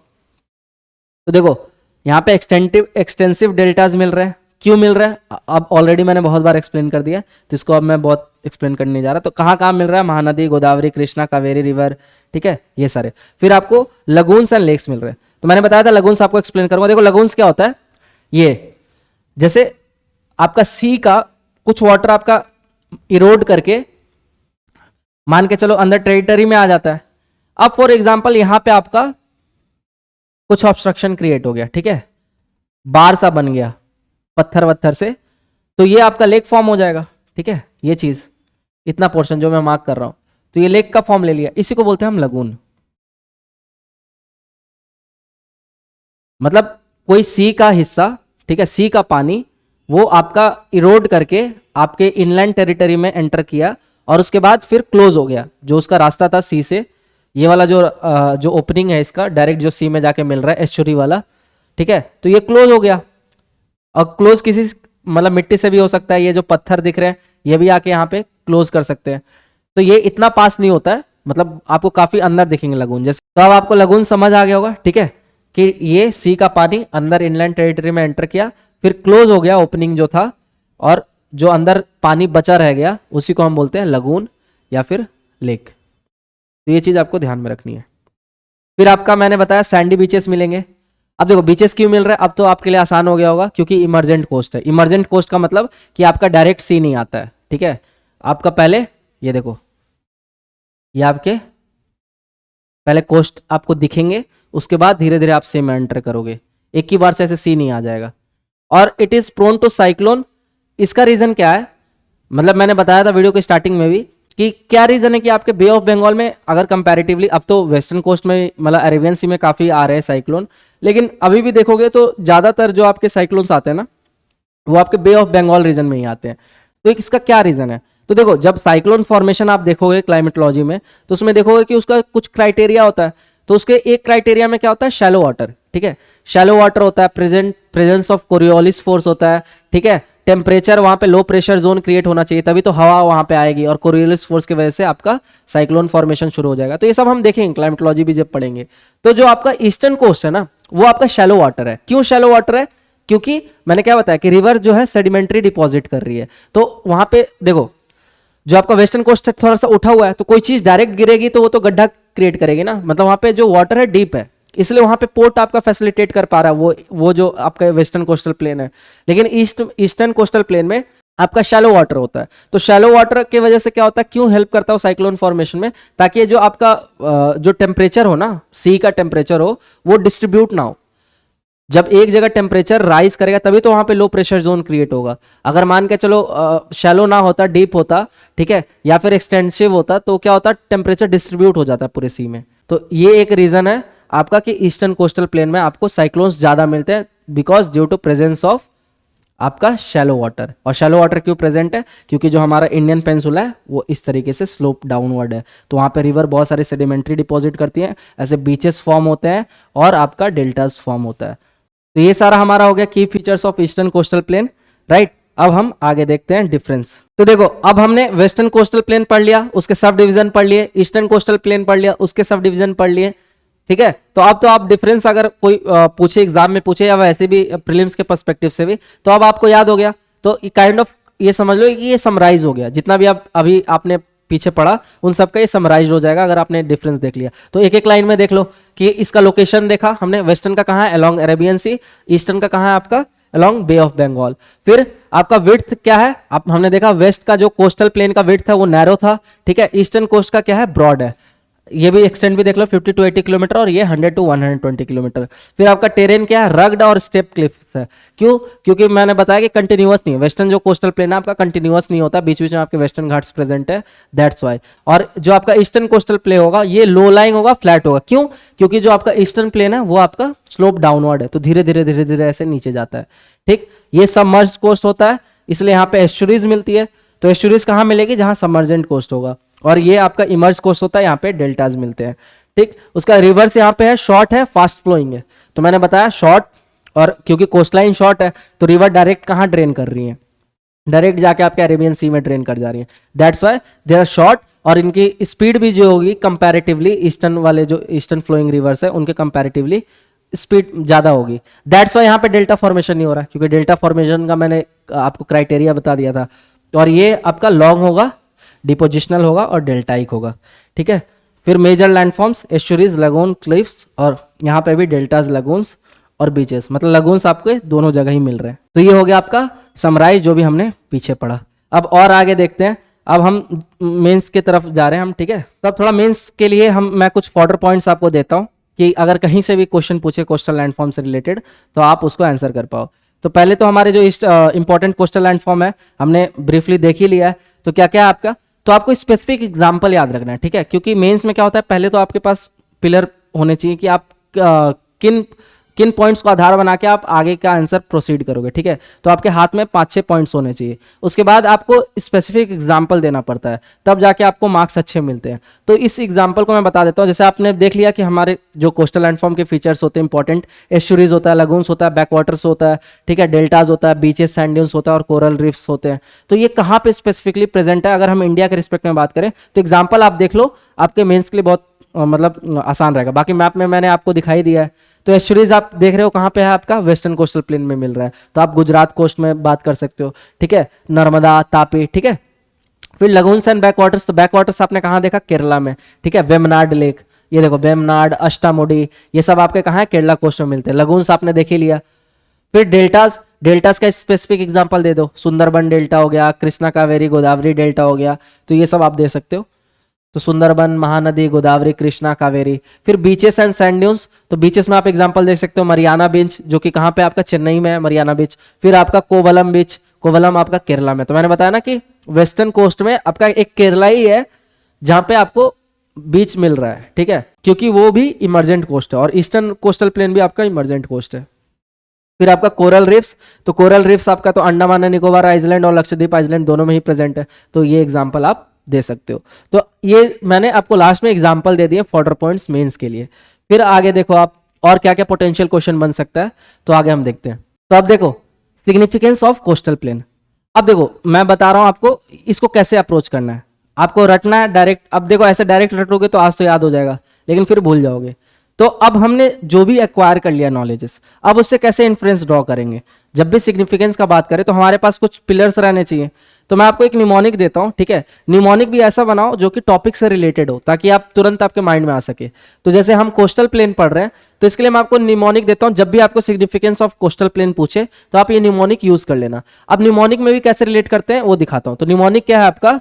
सी फिट। तो जो वीडियो को एंड तक देख रहा होगा उसके लिए बहुत बेनिफिट है, बोनस काइंड ऑफ है। तो आप इसलिए वीडियो को एंड तक देखना जरूर होता है, आप लोग बीच में छोड़ के भाग जाते हो। तो ये हो गया सी फिट। तो देखो कोस्टल प्लेन जो होता है वो आपके सी से फिट है, तो ऐसे आप याद रिलेट कर सकते हो। तो ये एक निमोनिक बन गया सी फिट। ठीक है, coast is fit to the sea. तो अगर सिग्निफिकेंस ऑफ कोस्टल प्लेन पूछ रहा है तो अब ये हमारे निमोनिक हो गया सी फिट, ये पहले याद कर लो। अब क्या क्या है एक एक का हम तोड़ते हैं। तो एस से आप क्या देख सकते हो? स्ट्रैटेजिक। ठीक है, स्ट्रैटेजिक। तो स्ट्रैटेजिक का मतलब आप देखते होंगे कि कोस्टल प्लेन्स में हमारे बहुत सारे स्ट्रैटेजिक जो बेस एंड नेवल बेसिस है वो प्रेजेंट है। इंडिया नेवी के भी 3 बेसिस है, मतलब हमारे इंडियन नेवी का 3 कमांड प्रेजेंट है, eastern naval command, western naval command और सदर्न नेवल कमांड। ईस्टर्न आपका कहाँ पे है? विशाखापट्टनम में। वेस्टर्न नेवल कमांड आपका कहाँ है? मुंबई में। और सदर्न कहाँ है आपका? कोची में। ठीक है, तो ये आपका तो स्ट्रैटेजिकली बहुत सिग्निफिकेंट है, क्योंकि आपको पता ही है पोर्ट, हम अपने जो बोलते हैं ना मैरीटाइम बाउंड्री को सिक्योर करेंगे तभी हमारा इंडिया भी सिक्योर रहता है। और उसके बाद तो स्ट्रैटेजिक अगर आता है तो आप मेंशन कर सकते हो बाकी आपको एग्जाम्पल भी स्पेसिफिक मेंशन करना, तो एग्जाम्पल में आप नेवल बेसिस ये कर सकते हो, ठीक है, नेवल बेसिस प्रेजेंट है हमारे कोस्टल में, कोची का दे सकते हो, विशाखापट्टनम का दे सकते हो, मुंबई का दे सकते हो। तो strategically it is very very significant and it is very important to secure our maritime boundary, क्योंकि आपने मुंबई अटैक के बारे में जाने, तो वहाँ पे जो टेररिस्ट आए थे वो सी रूट के थ्रू ही आए थे, ठीक है, तो इसलिए सी रूट को प्रोटेक्ट करना बहुत ज़रूरी है, अदरवाइज कोई भी अटैक कर देगा इंडिया में आके, राइट। तो स्ट्रैटेजिकली बहुत सिग्निफिकेंट है कोस्टल प्लेन्स। फिर आपका ए से इन्वायरमेंट, इकोलॉजी एंड इन्वायरमेंट,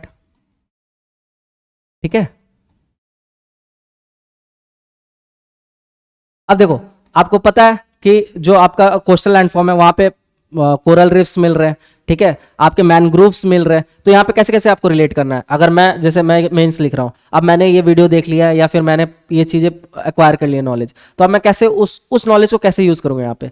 तो मेरे पास पिलर बन गए, 6 पिलर बन गए, सी फिट, ठीक है। अब एक एक करके पिलर के अंदर एग्जाम्पल कैसे सोचूंगा, तो इकोलॉजी एंड इन्वायरमेंट है, तो इन्वायरमेंट से मेरे को याद आएगा क्या क्या, आपको मैनग्रोव याद आएगा, ठीक है। मैनग्रोव आपके ज्यादातर कोस्टल रीजन में ही प्रेजेंट होते हैं, है ना, और ये आपका प्रोटेक्ट भी करते हैं जो कोस्ट लाइन होते हैं। बाकी मैनग्रोव के बारे में हम इन्वायरमेंट करेंगे तो देखेंगे। उसके बाद फिर आपको याद आना चाहिए कोरल रीफ, ठीक है, तो they also support various type of species, ठीक है, इन दी मरीन इकोसिस्टम। उसके बाद फिर आपको इकोटोन याद आना चाहिए। इकोटोन मैंने बताया कहां पे, एस्चुरी में, जहां पे एस्चुरीज प्रेजेंट है, ठीक है, गुजरात कोस्ट में आपने देखा था, बाकी वेस्टर्न कोस्टल प्लेन में मोस्ट जगह आपको एस्चुरी मिलेंगे। तो एस्चुरीज जो होते हैं आपके इकोटोन होते हैं। मैनग्रोव भी जो होता है आपका इकोटोन होता है। इकोटोन क्या होता है, आपका transition zone between two different आपका इकोसिस्टम, ठीक है, उसको हम बोलते हैं इकोटोन। तो ये चीज आपको ध्यान में रखना है। और क्या रिलेट कर सकते हो, क्लाइमेट या रिलेट कर सकते हो इन्वायरमेंट से, क्या रिलेट कर सकते हो, क्लाइमेट, मतलब कोस्टल प्लेन का क्लाइमेटिक इन्फ्लुएंस भी तो रहेगा ना, क्योंकि आप लैंड ब्रिज सी ब्रिज पढ़ रहे होगे, तो जो आपका कोस्टल एरिया होता है, राइट, तो जो भी सिटी आपके कोस्ट मतलब सी के प्रेजेंट होते हैं, वहां पे आपका टेम्परेचर डिफरेंस बहुत ज्यादा नहीं मिलता है। जैसे जो मुंबई वाले हैं, ठीक है, तो उनके लिए इतनी एक्सट्रीम ठंड नहीं होती है। जैसे हम दिल्ली में प्रेजेंट है, तो दिल्ली में क्या है, अगर ठंड भी पड़ेगी तो बहुत एक्सट्रीम पड़ती है, और गर्मी भी पड़ता है तो बहुत एक्सट्रीम पड़ता है। बट जो कोस्टल रीजन वाले स्टेट होते हैं, वहां पे मॉडरेटिंग इफेक्ट ऑफ सी के कारण वहां पे मतलब एवरेज टेम्परेचर मेंटेन रहता है, 20 से 24 के बीच में मेंटेन रहता है। वहां पे अगर 10 डिग्री पहुंच गया तो लोग मतलब हालत खराब हो जाएगी ठंड के मारे। तो इसलिए वहां पे मॉडरेटिंग इफेक्ट ऑफ सी रहता है। ऐसा क्यों होता है, क्योंकि जो आपका सी के पास जो भी आपके कोस्टल सिटीज है, ठीक है, जो भी सिटीज आपके कोस्ट पे प्रेजेंट है, वहां पे आपका क्या होता है कि हवा चलती है, ठीक है। लैंड ब्रिज और सी ब्रिज वाला इफेक्ट आपने पढ़ा होगा, क्लाइमेटोलॉजी में सारी चीजों में डिस्कस करूंगा। तो due to presence of prevailing wind, आपका जो टेम्परेचर होता है वो क्या होता है, डिस्ट्रीब्यूट हो जाता है, राइट। तो वहां पे मतलब थ्रू आउट द ईयर जो आपका टेम्परेचर रहता है, एवरेज मीन टेम्परेचर रहता है, वो मतलब मोटा मोटी सेम ही रहता है। तो ये आपका क्लाइमेटिक इन्फ्लुएंस आपको पता है कोस्टल प्लेन का सिग्निफिकेंट हो गया। अब ये इन्वायरमेंट से देखो मैंने इतनी चीजें रिलेट की अभी मेंस के लिए, तो ऐसे ही करना होता है। आपने इंट्रो दिया, उसके बाद ये पॉइंट्स लिखना शुरू कर दिया। फिर आपका ए से आप एग्रीकल्चर याद कर सकते हो, ठीक है। तो एग्रीकल्चर में देखो यहाँ पे मैंने मेंशन कर रखा है स्पेसिफिकली राइस, कोकोनट, स्पाइसेस और कैश्यू, ये सब यहाँ पे मतलब उगाए जाते हैं, राइट। इन सब का हार्वेस्टिंग होता है। राइस को आपको पता ही है, राइस जो आपका वाटर इंटेंसिव क्रॉप है, तो उसको बहुत पानी चाहिए होती है। फिर कोकोनट ट्रीज भी आपको मिलेंगे कोस्टल रीजन में, देखते ही होगे, इसलिए वहां पे आपको ज्यादा डाब जो हम पीते हैं, तो वो सब आपको सदर्न स्टेट में बहुत ज्यादा मिलते हैं, जो सदर्न के कोस्टल स्टेट्स हैं।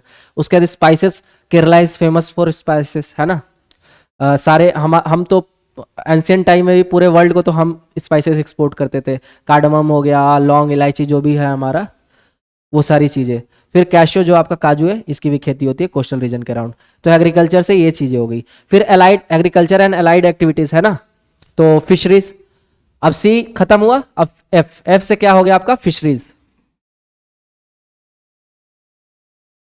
तो देखो फिशरीज में आपका पता ही है कोस्टल रीजन है, तो वहां पे जो मेजर जो आपका लाइवलीहुड है वो डिपेंड किस पे होगा, फिशरीज सेक्टर पे होगा। मतलब लोग मछली बेच के अलग अलग रीजन में, इंडिया के अलग अलग रीजन में या वर्ल्ड के अलग अलग रीजन में, जो मछली हो गया या फिर जो भी मेरीन जो ऑर्गेनिज्म है, उनको बेच के दे मतलब generate income and their livelihood depends on that only.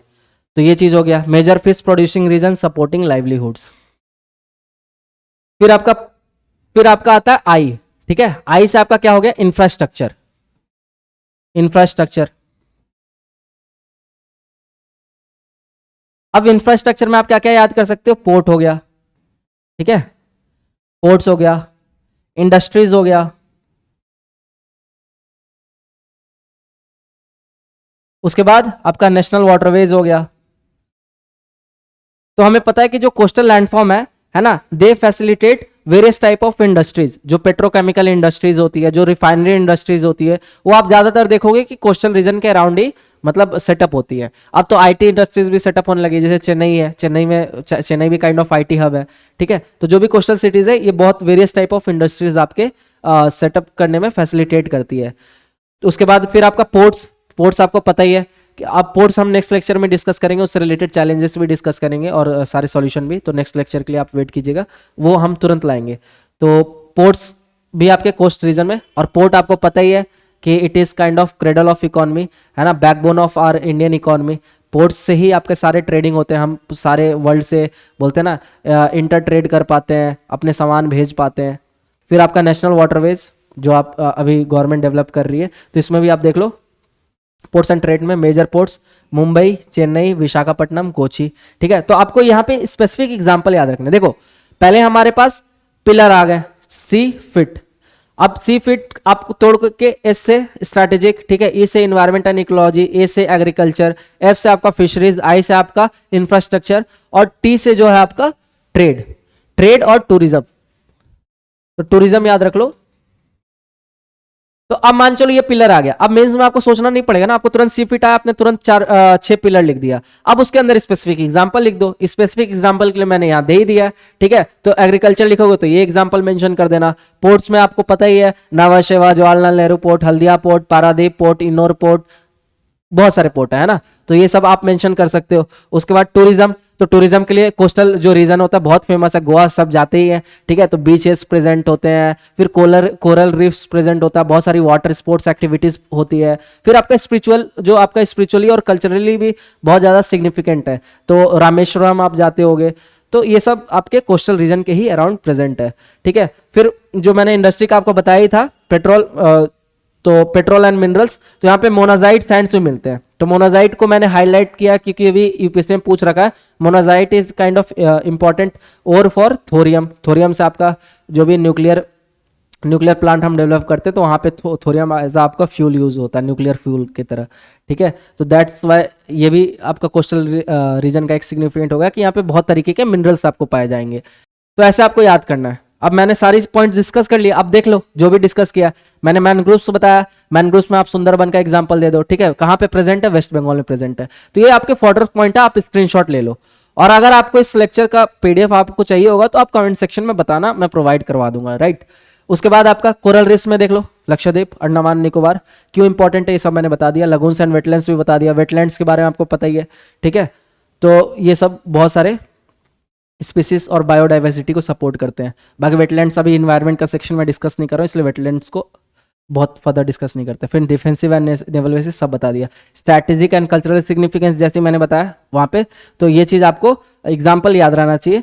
Cyclone buffer zone, देखो ये भी बहुत इंपॉर्टेंट है। जो आपके कोस्ट लाइन होते हैं ना, ये आपके जो भी आपके स्टॉर्म्स होते हैं, ये साइक्लोन्स होते हैं, जो आपका सुनामीज टाइप ऑफ एक्टिविटी होती है, इससे आपके जो इनलैंड टेरिटरी होती है ना, उनको प्रोटेक्ट करती है। क्योंकि कोई भी आपका मान के चलो फ्लड आ रहा है, ठीक है, या आपके बहुत हाई राइज वेव आ रहे हैं, या सुनामी लाइक कुछ आता है, तो वो सबसे पहले तो कोस्टल लैंड को इम्पैक्ट करेंगे, और उसके बाद वो इंडिया के अंदर एंटर करते करते उनकी जो इंटेंसिटी होती है वो क्या होती है, वीक हो जाती है। तो that's why they are also playing the role of protector, right. तो इसलिए इसको बोला जाता है साइक्लोन बफर जोन। इसलिए कोस्टल स्टेट तो इंपैक्ट होता है जब साइक्लोन आता है तो, लेकिन इंटरनल टेरिटरी में बहुत ज़्यादा इंपैक्ट नहीं होता। हवा वगैरह तेज बहती है, लेकिन उस लेवल का इंपैक्ट नहीं होता जो कोस्टल, जो आपके सिटीज़ है या कोस्टल स्टेट्स है उनको, उनमें जितना इंपैक्ट होता है। फिर आपका कल्चरल हेरिटेज का मैंने एग्जाम्पल दे ही दिया, आप ममल्लापुरम का दे सकते हो, पुहमपुर का दे सकते हो। रिलीजियस टूरिज्म में आप रामेश्वरम का दे सकते हो। Puri is very famous place है ना, उड़ीसा में प्रेजेंट है, तो उसका दे सकते हो। तो आपके पास देखो पिलर्स बन गए, निमोनिक्स मैंने दे दिया कैसे याद रखना पिलर्स का। ऐसे आप हर टॉपिक लेना, एक निमोनिक तैयार कर लेना उस टॉपिक से मिलता जुलता, तो आपके हाथ में 6 पॉइंट आ गए। अब उससे रिलेटेड जो स्पेसिफिक एग्जांपल होगा मैं वीडियोस में देता ही हूं, तो इसलिए ये होता तरीका आपको मतलब हॉलिस्टिक कवरेज करने का किसी टॉपिक का। तो अब मान चलो मेंस में आता, कहीं से भी पूछता आपको घुमा फिरा के, तो आप आराम से लिख दोगे ना, आपके पास हाथ में मतलब बहुत सारे एग्जाम्पल्स हैं, आपके पास मेन 6 पिलर है जिसके अराउंड आपको आंसर फ्रेम करना है। और इंट्रो के लिए मैंने शुरू में बता ही दिया था आपको। तो ये आपका हो गया ओवरऑल कवरेज मेंस और प्रीलिम्स के लिए, राइट। लास्ट में हम प्रीलिम्स का पीवाई की तो डिस्कस करेंगे। ये देखो कोस्टल एग्रीकल्चर, मैंने अब हर का ना अलग अलग स्लाइड बना दिया आपको, ताकि आपको एग्जांपल्स की कमी ना पड़े। तो जो चीज़ मैंने ऑलरेडी एक्सप्लेन कर दिया शुरू में आपको पिलर्स बना के, उसी का आप अंदर एग्जांपल्स दे रखा है। तो ये सारे फॉर्डर पॉइंट्स हो गए आपके। तो एग्जांपल्स आप स्पेसिफिकली देख लेना कि जो आपके स्पाइसेस वगैरह मिलते हैं, कहाँ मिलते हैं, केरला में मिलते हैं, ठीक है। कोकोनट होता है अबंडेंट, है ना, दोनों कॉस्ट में ही। कैशियो आपको बता ही दिया था। तो ये सारी चीजें, ये आप स्लाइड्स गो थ्रू कर लेना, स्क्रीनशॉट ले लो, ठीक है। फिर आपका वही कोस्टल फिशरीज, ठीक, एक्वाकल्चर, श्रिम्प फार्मिंग, ये सारे के लिए बहुत फेमस है कोस्टल रीजन। इंडियन इकोनॉमी को ही आपको बहुत ज्यादा बूस्ट मिलता है, राइट। बहुत सारी लाइवलीहुड इस पे डिपेंडेंट है कोस्टल रीजन पे। फिर देखो कोस्टल इंडस्ट्रीज मैंने आपको मेंशन कर ही दिया कि आपका पेट्रोकेमिकल इंडस्ट्रीज है, जो भी रिफाइनरीज है मुंबई में प्रेजेंट है, ठीक है। उसका शिप बिल्डिंग इंडस्ट्री, इंडिया में तो अभी बहुत ज़्यादा शिप बिल्डिंग इंडस्ट्री नहीं है, शिप ब्रेकिंग इंडस्ट्री है अलांग में, अलांग गुजरात जो है प्रेजेंट है, तो बहुत फेमस जगह है। तो इस पर भी हम इंडियन गवर्नमेंट काम कर रही है कि हमारे पास शिप बिल्डिंग वो भी प्रेजेंट हो, शिप बिल्डिंग इंडस्ट्री प्रेजेंट हो। फिर आपका सॉल्ट प्रोडक्शन के लिए, खारा पानी होता है तो सॉल्ट प्रोडक्शन के लिए भी है। और ITN सर्विसेज आप चेन्नई याद करना, ये मैंने बता दिया आपको। अब देखो, अब हमने सिग्निफिकेंस देख लिया है, अब कुछ चैलेंजेस भी हैं, है ना, कोस्टल रीजन का। तो एक तो चैलेंज मैंने डिस्कस ही कर लिया था, साइक्लोन वगैरह। तो चैलेंजेस हम देख लेते हैं। तो आपको चैलेंज भी पता होना चाहिए कि जो कोस्टल एरियाज के अराउंड जो लोग रहते हैं उनको भी बहुत चैलेंजेस होती है, या फिर कोस्टल स्टेट्स होते हैं उनमें बहुत सारे चैलेंजेस हैं। तो क्या क्या चैलेंज है? पहला तो कोस्टल इरोजन, है ना, कि जब हाई राइज स्टॉर्म होते हैं, सर्जेस आते हैं, या वेव्स, बहुत ऊंची ऊंची वेव्स आती है, तो वो क्या करती है, इरोड करती है उस जगह को, तो लैंड एरिया भी कम होते जाता है। तो ये आपका कोस्टल इरोजन एक बहुत बड़ा प्रॉब्लम है। Many areas are experiencing rapid erosion due to natural and human factor. तो एंथ्रोपोजेनिक फैक्टर की वजह से ये चीज़ है और इंटेंसिटी इसकी बढ़ गई है, राइट। जो सी लेवल राइज है फिर आपका, कि अब पता ही आपको कि the whole world is facing the crisis of sea level rise, है ना। चैलेंज पूरा ये सबके सामने ये चैलेंज है, तभी तो बहुत सारे प्रोटोकॉल्स हो रहे हैं, कन्वेंशन लाए जा रहे हैं। क्योंकि आप देखोगे कि जो कंट्रीज पूरे समुद्र के बीच में ही प्रेजेंट है, जैसे फिलीपींस हो गया, मलेशिया हो गया, तो यहाँ पे क्या खतरा है, सी लेवल राइज का। अगर सी लेवल राइज कर जाता तो पूरी कंट्री ही डूब जाएगी बल्कि। तो इसीलिए आप देख रहे हो कि सब अपना कैपिटल भी शिफ्ट कर रहे हैं। इंडोनेशिया ने भी अपना कैपिटल शिफ्ट किया, जो साउथ एशियन कंट्रीज है वो भी अपना कैपिटल शिफ्ट कर रहे हैं। तो देखो कहीं ना कहीं जियो पॉलिटिक्स भी जो है ना, आपके ज्योग्राफी इन्वायरमेंट से रिलेटेड ही होता है, लिंक्ड ही होता है। तो इसीलिए आप इंडिया के साथ बहुत सारे डील साइन कर रहे हैं, इंडिया का हेल्प ले रहे हैं। उसके बाद आपका साइक्लोन्स मैंने बता ही दिया था। फिर आपका पॉल्यूशन, देखो जो भी आपका ऑयल स्पिलिंग होता है, क्योंकि बहुत सारे शिप का आना जाना मूवमेंट होते रहता है, तो उनसे भी तो कुछ पॉल्यूशन निकल रहा है ना। उसके बाद तो वो सारी चीज़ें इंपैक्ट कर रही है जो वहाँ के आसपास के लोग रह रहे हैं। ऐसा थोड़ी ना कि सिर्फ सड़कों पे गाड़ियाँ चलेंगी तभी पॉल्यूशन होगा।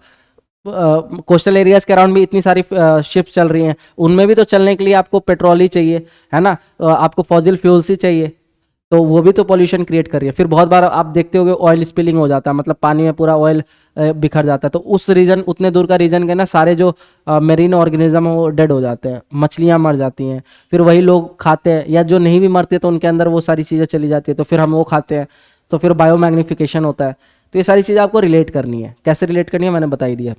उसके बाद फिर आपको ओवर एक्सप्लॉइटेशन, तो पता ही है कि अगर कुछ मिलता है, नेचर ने हमें कुछ दिया हुआ है, तो लोग सोचते हैं उसको बस उनका है, बस उसको करो। बहुत अनसस्टेनेबल प्रैक्टिस होता है, ठीक है। ओवर एक्सप्लॉइटेशन आपको पता ही है कि रिसोर्सेस निकाल रहे हैं तो निकाले जा रहे हैं। अरे एक लिमिट होती है ना हर चीज़ की। तो फिर नेचर तो अपना, मतलब अगर आप ज़्यादा नेचर को एक्सप्लॉइट करोगे तो आपको उसका रिपरकशन भी देखने को मिलेगा, जो कि हम आज के डेट में फेस भी कर रहे हैं। तो ये सारी चीज़ें आपके चैलेंजेस हैं। बाकी अब गवर्नमेंट कुछ कर रही है क्या उसके लिए? तो हाँ, तो हम देखो वर्ल्ड का नहीं देखना, हमें इंडिया का देखना है कि इंडियन गवर्नमेंट क्या कर रही है इसके लिए। तो कुछ कंजर्वेशन एफर्ट्स है, इसको भी आप साथ के साथ देख लो। देखो ये मैं इसलिए सारे पॉइंट्स दे रहा हूँ ना, ताकि मेंस में कहीं से भी क्वेश्चन आ जाए तो आपके पास पॉइंट्स रह जाए। बाकी पिलर मैंने आपको शुरू में ही दे दिया कि आपको ये 6 पिलर के अराउंड ही सोचना है। अगर आप स्कीम भी सोच रहे हो ना, तो पहले वो पिलर सोचो, उससे रिलेटेड उसी पिलर पे चैलेंज सोचो, और फिर उससे रिलेटेड जो भी कंजर्वेशन एफर्ट है या जो सॉल्यूशन पार्ट है, आपने वेरियस मैगजीन में अगर पढ़ते हो, डाउन टू अर्थ हो गया, या फिर और भी कोई ज्योग्राफी की अच्छी आर्टिकल पढ़ते हो, इन्वायरमेंट के अच्छे आर्टिकल पढ़ते हो, तो वहाँ से आप एग्जाम्पल लेके थीम वाइज आप मेंशन कर सकते हो अपने आंसर में, जो कि आपके आंसर को इनरिच कर देगा और अच्छे मार्क्स फेच करने में हेल्प करेगा। तो ये कंजर्वेशन एफर्ट्स देख लो क्या क्या है। तो कोस्टल रेगुलेशन जोन है ना, तो ये coastal regulation zone notification government ने दे दिया है। तो ये आपका बेसिकली किस लिए दिया गया, प्रोटेक्ट कोस्टल इकोसिस्टम। इसको आपको इन्वायरमेंट में डिटेल में ही पढ़ाऊंगा, ये जो है आपका कोस्टल रेगुलेशन जोन नोटिफिकेशन क्या है। फिर आपका मैनग्रोव रिस्टोरेशन के लिए बहुत वो प्रयास चल रहा है। तो आप देख रहे हो कि गवर्नमेंट ने मिस्टी स्कीम एक लाया था, तो MISHTI scheme is related to mangrove protection, right. तो efforts to plant and protect mangrove, क्योंकि मैनग्रोव को क्यों प्रोटेक्ट करना जरूरी है, क्योंकि एक तो इकोटोन जोन है, दूसरा चीज ये शोरलाइन को प्रोटेक्ट कर रहा है, ठीक है। तीसरा मतलब बहुत सारे फ्लोरा एंड फाउना को सपोर्ट करता है, फिल्टर कर देता है, आपके जो भी सलाइन वाटर है उनको फिल्टर कर देता है। और ये एक ऐसा प्लांट है जो कि एग्जिस्ट कर सकता है ना, सलाइन इकोसिस्टम में भी एग्जिस्ट कर सकता है। तो बहुत बेनिफिट है। बाकी और भी मैनग्रोव्स के बेनिफिट है, वुड के लिए, मेडिसिन के लिए, जो वहां पे रहते हैं उनको पता ही है। फिर मरीन प्रोटेक्टेड एरियाज, ठीक है। तो establishment of protected areas to conserve marine biodiversity. फिर सस्टेनेबल टूरिज्म, गवर्नमेंट प्रमोट करिए सस्टेनेबल टूरिज्म का। कहीं पे भी आप जा रहे हो तो प्लास्टिक मत फेंको, कूड़ा कचरा मत फैलाओ, ठीक है। उस जगह को गंदा मत करो, क्योंकि कहीं ना कहीं आप कुछ भी कर रहे हो, ठीक है, तो वो लास्ट में तो जाना ओशन में ही है उसको। और ओशन में जाके फिर क्या हो रहा है, वो ब्रेक डाउन होता है, फिर वो मछलियाँ खाती हैं, फिर वही मछली लोग खाते हैं, तो लोगों के पास वापस आता है। तो बोलते हैं ना, कर्मा हिट्स बैक, पूरा सर्कल है। तो आपको ही कहीं ना कहीं नुकसान होगा। तो इसलिए नेचर को आप हार्म मत करो। तो सस्टेनेबल टूरिज्म को that's why government is promoting कि आप प्लास्टिक वेस्ट, जो सिंगल यूज़ प्लास्टिक है, वो लेके उसका प्रोडक्ट ज़्यादा यूज़ मत करो। कहीं जाके आप एक बोलते हैं ना कि एक सिविक सेंस आप में होनी चाहिए। फिर आपका डिजास्टर प्रिपेयर्डनेस, तो ये भी अब काफ़ी इंप्रूव हो चुकी है, जैसे ही आपकी टेक्नोलॉजिकल एडवांसमेंट हो रही है। तो अर्ली वार्निंग सिस्टम अब काफ़ी डेवलप हो चुका है। तो अब आप देखते हो कि मतलब जो भी भूकंप वगैरह आने से पहले आपको मैसेज मिल जाता है, या बहुत तेज़ बारिश होने वाली है तो आपको पहले ही मैसेज मिल जाता है। तो ये सारी चीज़ें अब अर्ली वार्निंग सिस्टम डेवलप होने की वजह से, जो कि इंडिया इसमें बहुत अच्छा कर रहा है, ठीक है। तो improved early warning system and infrastructure, जो हमारी मेट्रोलॉजिकल डिपार्टमेंट है उनकी तरफ से मैसेज आता है। To mitigate the impact of cyclones and tsunamis, मतलब देखो हम रोक नहीं सकते, बट वी कैन मिटिगेट मतलब इट्स इम्पैक्ट, राइट। अब लास्ट में हम कुछ वर्ल्ड में जो केस स्टडीज है, मतलब वर्ल्ड में जो प्रैक्टिसेस हो रही हैं हमारे शोर लाइन को, कोस्ट लाइन को प्रोटेक्ट करने का, तो कुछ 2-3 केस स्टडीज देख लेते हैं, जिससे आपका आंसर और इनहांस हो जाएगा, ठीक है। तो ज़्यादा नहीं आपको देखना है, 2 नेशनल का देख लो, इंटरनेशनल का देख लो, और इतना मोर देन एनफ होगा। तो उसके बाद आप 360 डिग्री कहीं से भी क्वेश्चन आता है, आप आंसर आराम से कर लोगे, ठीक है। तो जैसे आपका यूनेस्को भी मतलब यूनेस्को जो वर्ल्ड हेरिटेज साइट है, उसने भी मैनग्रोव रिस्टोरेशन प्रोग्राम चलाया है ना इन सुंदरबंस। बाकी गवर्नमेंट ऑफ इंडिया का भी मिस्टी स्कीम चल ही रहा है। उसके बाद सी वॉल्स एंड ब्रेक वाटर्स इन मुंबई, मतलब ये फीचर्स डेवलप किए जा रहे हैं मुंबई में।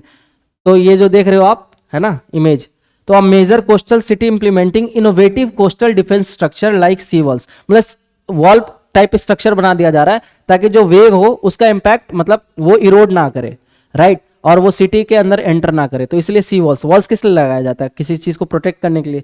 तो सी वॉल्स डेवलप किए जा रहे हैं, ब्रेक वाटर्स डेवलप किए जा रहे हैं, ठीक है, to mitigate erosion and protect critical infrastructure from storm surges and sea level rise.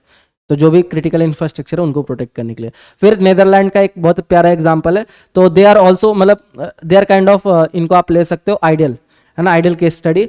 तो ये देखो बहुत सारे इनोवेटिव सॉल्यूशन लाए, जैसे sand nourishment, dune reinforcement, advance flood control system, ठीक है, protect its low lying coast line. तो ये सारी चीजें आप अगर सोचो मेंस में लिखते हो, सैंड नरिशमेंट मतलब वहां के सैंड्स को वो नरिश कर रहे हैं ताकि मतलब अगर मान के चलो कोस्ट आता है, फ्लड आता है, तो वहीं पे सोख ले, स्पॉन्ज का काम करे। ड्यून रीइंफोर्समेंट, फिर एडवांस फ्लड कंट्रोल सिस्टम वो इंप्लीमेंट कर रहे हैं। अब तो हमारे इंडिया में भी हो रहा है एडवांस फ्लड कंट्रोल सिस्टम। उसके बाद फिर जो अपने जो भी लो लाइंग कोस्ट है उनके, उसको वो प्रोटेक्ट कर रहे हैं। तो इस टाइप के कुछ कुछ स्ट्रक्चर्स बनाते हैं वो, ठीक है। तो ये सारी चीजें कुछ केस स्टडीज है जो कि आप डायरेक्ट सिंपल इतना बड़ा बड़ा आपको मेंशन नहीं करना होता है। लास्ट में अगर आप जब कंक्लूजन लिखते हो, ठीक है, तो वहां पे ये केस स्टडीज मेंशन कर दोगे तो आंसर को बहुत इन्हांस कर देगा। तो अब मैंने आपको डायरेक्ट ऐसा नहीं है कि लाके यहाँ पे पटक दिया, आपको मैंने तरीका भी बता दिया कि कैसे याद रखना है निमोनिक्स के थ्रू, ठीक है। उसके बाद उसके अराउंड कैसे एग्जांपल आपको पुट करने हैं, उन्हीं सेम निमोनिक्स के थ्रू चैलेंजेस, फिर सॉल्यूशन, कुछ कंजर्वेशन एफर्ट्स है तो इंडिया के रिस्पेक्ट में हमें देखना है, और उसका लास्ट में कुछ केस स्टडीज। तो कोई भी टॉपिक को आप ऐसे ही कवर करना है, राइट। अब हम देख लेते हैं लास्ट में हमारा PYQ।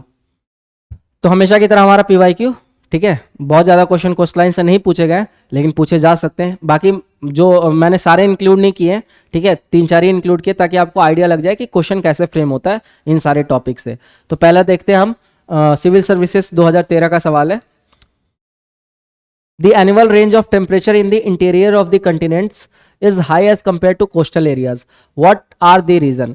मतलब इसमें क्वेश्चन क्या पूछा है कि जो एनुअल रेंज ऑफ टेम्परेचर होता है, रेंज ऑफ टेम्परेचर मतलब कि अगर रेंज मतलब क्या होता है, हाईएस्ट माइनस लोएस्ट, ठीक है, हाईएस्ट माइनस लोएस्ट, इसी को हम क्या बोलते हैं, रेंज। तो इसमें क्या बोल रहा है, टेम्परेचर रेंज। तो रेंज कहाँ का ज्यादा होगा, आप खुद लॉजिक लगाओ, लैंड का ज्यादा होगा। क्यों? क्योंकि लैंड में आपका एक्सट्रीम टेम्परेचर होता है, गर्मियों में बहुत ज्यादा टेम्परेचर बढ़ जाता है, ठंडियों में आपका कम हो जाता है। और वो ऐसा क्यों होता है, तो उसका मैंने आपको रीजन बताया था, क्योंकि जो सी है, सी के पास का जो एरिया है वहां पे आपका क्या है, मॉडरेटिंग इफेक्ट ऑफ सी रहता है। मतलब आपका वहां पे प्रिवेलिंग विंड रहते हैं, जिसके कारण आपका टेम्परेचर डिस्ट्रीब्यूट हो जाता है। तो वहां पे रेंज जो होगा ना वो कम हो जाता है, और जो आपका लैंड एरिया होता है वहां पे रेंज बहुत ज्यादा होता है। अब क्वेश्चन करते हैं इस लॉजिक के साथ, इस नॉलेज के साथ। तो पहला क्या है, thermal difference between land and water. तो आपका एनुअल रेंज का कारण यही है। फिर पहले देख लो, ये होल्ड पे रखा मैंने। अब देखो, variation in altitude between continents and ocean, ठीक है।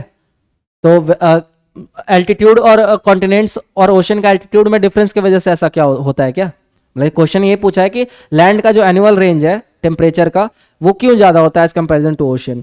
तो एल्टीट्यूड का कुछ लेना देना है क्या रेंज ऑफ टेम्परेचर से, क्योंकि लैंड और सी का बहुत ज्यादा एल्टीट्यूड डिफरेंस नहीं होता। हाँ, पहाड़ का बात करता तो अलग बात होता, बट यहाँ पे लैंड और सी का बात कर रहा है, तो बहुत ज्यादा आपका एल्टीट्यूड डिफरेंस नहीं होगा। तो 2 मुझे गलत लग रहा है, लेकिन स्टिल अभी हम पूरा नहीं काटेंगे, ठीक है, यहाँ पे हम इसको होल्ड करेंगे। फिर तीसरा देखो, हमें तुरंत काटना वो स्टेटमेंट जो अब हम पूरा श्योर है कि हमें ये तो काट ही देना है। जहां पे भी हमें थोड़ा डाउट हो उसको थोड़ा देर के लिए होल्ड करो, काटने के लिए नहीं भागना है, राइट। तो थर्ड आपका क्या है, presence of strong winds in the interior. अब बताओ यार, स्ट्रॉन्ग विंड्स इंटीरियर में प्रेजेंट होता है क्या? अभी मैंने बताया आपको, जो स्ट्रॉन्ग प्रिवेलिंग विंड्स ये कहाँ प्रेजेंट होंगे, जहां पे आपका कोस्ट होगा, है ना, जहां पे आपकी सी होगी उसके आसपास के इलाके में आपका जो स्ट्रॉन्ग विंड्स आपको मतलब फील करने मिलेगा। इंटीरियर तक आते आते तो यार विंड्स कमजोर हो जाती हैं, राइट। तो वहां पे आपको बहुत ज्यादा विंड्स का इंटेंसिटी हाई नहीं मिलेगा। तो ये स्टेटमेंट क्या हो गया, रॉन्ग हो गया, थर्ड। तो इस स्टेटमेंट को मैं काट सकता हूं। तो थर्ड काटते ही मेरा क्या हो गया, ये गलत हो गया, ये गलत हो गया, राइट। अब चौथा भी देख लेते हैं, वैसे तो 2 ऑप्शन गलती हो गया। Heavy rains in the interior as compare to coast. ये भी देखो यार, मतलब कैसी बातें कर रहे हैं, इंटीरियर में कैसे हेवी रेन होगा, मॉइस्चर आपका कहाँ ज्यादा प्रेजेंट है, वो आपका सी एरिया में है, ठीक है। तो जहां पे मॉइस्चर ज्यादा प्रेजेंट है वहीं पे क्लाउड फॉर्मेशन आपका होगा ज्यादा और बारिश ज्यादा होगी। तो इंटीरियर में कंपैरिजन टू कोस्टल एरिया, ठीक है, कम होती है बारिश। तो फोर्थ भी गलत है। तो ये तो हमने पहले ही काट दिया था। अब हमारा ए और बी में से आपको 50-50 खेलना है, ठीक है। तो मैंने बी बताया ही आपको कि बहुत ज्यादा मतलब सही नहीं लग रहा था, तो यहाँ ऑप्शन में हम 1 करेंगे। क्यों? क्योंकि वेरिएशन एल्टीट्यूड का बहुत ज्यादा लेना देना नहीं है टेम्परेचर रेंज से। ये भी देखो किस रिस्पेक्ट में पूछ रहा है, एनुअल रेंज ऑफ टेम्परेचर पूछ रहा है, तो वहां पे बहुत ज्यादा रोल नहीं है एल्टीट्यूड का। तो ये हमारा आंसर हो गया 1। ऐसे आपको स्टेप वाइज सॉल्व करना होता है आंसर एग्जाम हॉल में भी, वहां पे प्रेशर होता है, तो हो सकता है कि थोड़ा इतना दिमाग काम ना करे। इसलिए बोलते हैं ना कि more you bleed in peace less you, इसलिए स्टेटमेंट बोला जाता है ना, more you sweat in peace less you bleed in war. तो हमें पहले ही तैयार होके जाना है कि अगर इस टाइप का क्वेश्चन आए तो हमें कैसे चीजें अप्रोच करनी है। और देखो question, the northern part of western coastal plain of India is also known as. तो अब देखो, जो मैप देखा होगा उसको वो आराम से कर सकता है। तो पहली बात, इसमें एलिमिनेट करो, कौन कौन सा ऑप्शन एलिमिनेट हो सकता है। तो यहां पूछ रहा वेस्टर्न कोस्ट का नॉर्दर्न पार्ट, तो नॉर्थ में क्या क्या हो सकते हैं। तो कोरोमंडल कहां पे था आपका, तमिलनाडु में, तो ये तो वेस्टर्न में ही नहीं है, तो इसको तो ऐसे ही काट दो, है ना। कोरोमंडल तमिलनाडु में, ईस्टर्न कोस्टल प्लेन में, तो ये ऐसे ही कट गया। फिर आपका कोंकण, कोंकण आपका कहां था, गोवा और महाराष्ट्र वाले रीजन में, पॉसिबल है। फिर आपका आता है मालाबार, तो मालाबार कहां है आपका, केरला में, तो केरला तो नीचे है ना। और इधर क्या पूछ रहा है, northern part of the western coastal plane, तो केरला तो नहीं होगा, तो ये भी हमने काट दिया। अब बच्चा कर्नाटका कोस्ट और कोंकण, ठीक है। तो देखो हम 50-50 पे तो पहुंच गए, 2 ऑप्शन तो ऐसे एलिमिनेट कर दिया। अब कर्नाटका और कोंकण में क्या होगा, ये आपको मैप, जो जिसने मैप वर्क किया है, मैप को खोल के देखा है, वो कर लेगा। तो उसको पता है कि कर्नाटका के ऊपर है गोवा और गोवा के ऊपर है महाराष्ट्र, और हम कोंकण किसकी बात करें, गोवा और महाराष्ट्र के बीच में, मतलब इसमें जो नॉर्दर्न पार्ट होगा वो कंपैरिजन में कौन होगा, कोंकण होगा, ठीक है। तो 50-50 आपने एलिमिनेट कर दिया, मतलब 50-50 आप 50-50 तक पहुंच गए और उसके बाद आपने थोड़ा सा मैप वर्क किया है तो आप आराम से आंसर निकाल लोगे। तो ये हो गया कौन कौन, ये आपका यूपीपीसीएस का सवाल है। तो ऐसे ही पूछते सवाल, ऐसे ही बनते हैं, ठीक। The sea coast of Tamil Nadu is known as, तो ये तो बहुत आसान है, क्या बताया था हमने, कोरोमंडल। तो कोरोमंडल कोस्ट, अब यहाँ पे कुछ ज़्यादा लॉजिक लगाने की जरूरत नहीं है, डायरेक्ट फैक्ट है, आता है तो ठीक है, नहीं आता तो छोड़ दो। फिर what is the total length of sea coast line of India, तो ये मैंने बताया कि सी कोस्ट लाइन का जो आपका टोटल लेंथ है वो क्या है, तो मैंने बताया था 7500, तो 7500 के नजदीक कौन सा है, ये है, ठीक है, ठीक है। तो लास्ट में हम मेंस का क्वेश्चन देख लेते हैं। अब तो आप आराम से सॉल्व कर लोगे क्योंकि मैंने इतना कुछ बता दिया है। तो ये एक आपका 2013 यूपीएससी का मेंस क्वेश्चन है। There is no formation of deltas by river of the Western Ghat, why. तो अब ये क्वेश्चन है, अब आपको कैसे सोचना है। तो देखो, अब जिसने पढ़ लिया, फीचर्स पढ़ लिया, ये हो गया गैप फिलिंग आपका। तो अब इसको सोचो, कैसे सोचोगे आप। तो यहाँ पे क्या बोल रहा है, देयर इज नो फॉर्मेशन। अब इसने स्टेटमेंट दे दी है, अब आप इसको, आपको इसको प्रूव करना, जस्टिफाई करना, वाई, है ना।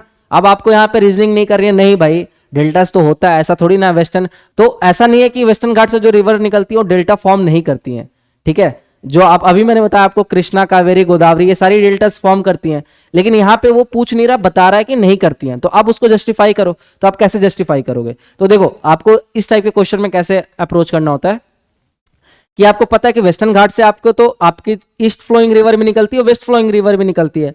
तो जो ईस्ट फ्लोइंग रिवर है वो कहीं ना कहीं डेल्टास फॉर्म करती हैं कुछ एक्सटेंट पे, ठीक है। लेकिन जो वेस्ट फ्लोइंग रिवर है, जो अरेबियन सी में ड्रेन कर रही है, ठीक, तो वो डेल्टास फॉर्म नहीं करती हैं। उसका कारण मैंने क्या बताया, अर्जेंट कोस्ट है, मतलब आपका जो उठा हुआ है थोड़ा सा, तो वहां पे रिवर आपका डायरेक्ट ड्रेन कर रही है ना सी में, तो कुछ सेडिमेंट्री डिपॉजिट हो ही नहीं रहा है, तो डेल्टा फॉर्मेशन कैसे होगा। मैंने आपको क्राइटेरिया भी बताया था डेल्टा फॉर्मेशन का, कि क्या होता है कि रिवर का स्पीड स्लो होना चाहिए, सेडिमेंट्री डिपॉजिट होना चाहिए, ठीक है, जो आपका ग्रेडियंट होना चाहिए स्टीप होना चाहिए, मतलब कि पहाड़ी से निकल रही है डायरेक्ट, वेस्टर्न घाट से उतनी ऊंचे से निकल रही है, तो एक तो रिवर का स्पीड तेज है, दूसरा चीज उसका जो लेंथ है रिवर का वो कम है, क्योंकि वो वेस्टर्न घाट से निकली, कुछ दूर ही ट्रैवल की और डायरेक्ट सी में ड्रेन कर गई। तो इस टाइप के क्वेश्चन को आपको ऐसे सोचना है, राइट। तो आप इसमें ये भी लिख सकते हो कि मतलब दिस स्टेटमेंट इज, मतलब डायरेक्ट ऐसे मत शुरू करना, पहले आप लिखोगे वेस्टर्न घाट, उसके फीचर्स के बारे में कुछ लिखा इंट्रो में, राइट। उसके बाद तुम बताओगे कि वेस्टर्न घाट से दो टाइप की रिवर्स निकलती है, ईस्ट फ्लोइंग रिवर्स और west flowing rivers. East flowing rivers drains into the Bay of Bengal and west flowing rivers drains into the आपका अरेबियन सी। एग्जांपल दे दोगे क्या क्या, शारावती रिवर जो मैंने आपको एग्जांपल दिया, और भी जो मैंने आपको एग्जांपल दिया था, तो ड्रेनेज सिस्टम में आपको कराऊंगा वेस्ट फ्लोइंग रिवर का, तो उसमें से 3-4 एग्जांपल दे देना और उसके बाद डिफ्रेंशिएट कर देना वहीं के वहीं, फिर उसके बाद लास्ट में कंक्लूजन लिख दिया। और ये क्वेश्चन 5 मार्क्स का ही था, ठीक है, आपकी इन्फॉर्मेशन के लिए। तो इतना लिख दोगे तो मार्क्स मिल गए। तो इस टाइप के क्वेश्चन पूछता है यूपीएससी। 2013 में पूछा, उस टाइम पैटर्न अलग था, लेकिन अभी पूछ सकता है उसी को फ्रेम करके, ये करके। तो आपके हाथ माइंड में ये पॉइंट्स होना चाहिए। तो देखो हमने एक्वायर्ड नॉलेज से कैसे मेंस आंसर लिख पा रहे हैं अब हम। तो अगर सिग्निफिकेंस वगैरह पूछता है तो मैंने पहले डिस्कस कर लिया। अगर इस टाइप के लॉजिकल क्वेश्चन पूछते हैं तब भी आप आंसर करने के पोजीशन में रहो, राइट। तो इसी के साथ हमारा ये टॉपिक खत्म होता है। तो आई होप आप यहां तक वीडियो को फॉलो अप करते आए होंगे। अगर आपको वीडियो अच्छा लगा तो लाइक, शेयर और सब्सक्राइब कर दीजिए। बाकी यूपीएससी प्रीलिम्स विद नीलेश में जुड़ जाइए। जो भी फर्दर मटेरियल्स अगर चाहिए तो आपको यहीं पे प्रोवाइड कराया जाएगा। और हाँ, जो भी अगर डाउट आता है तो आप कमेंट सेक्शन में पूछिए, आपको उसका आंसर कर दिया जाएगा। So thank you and all the best.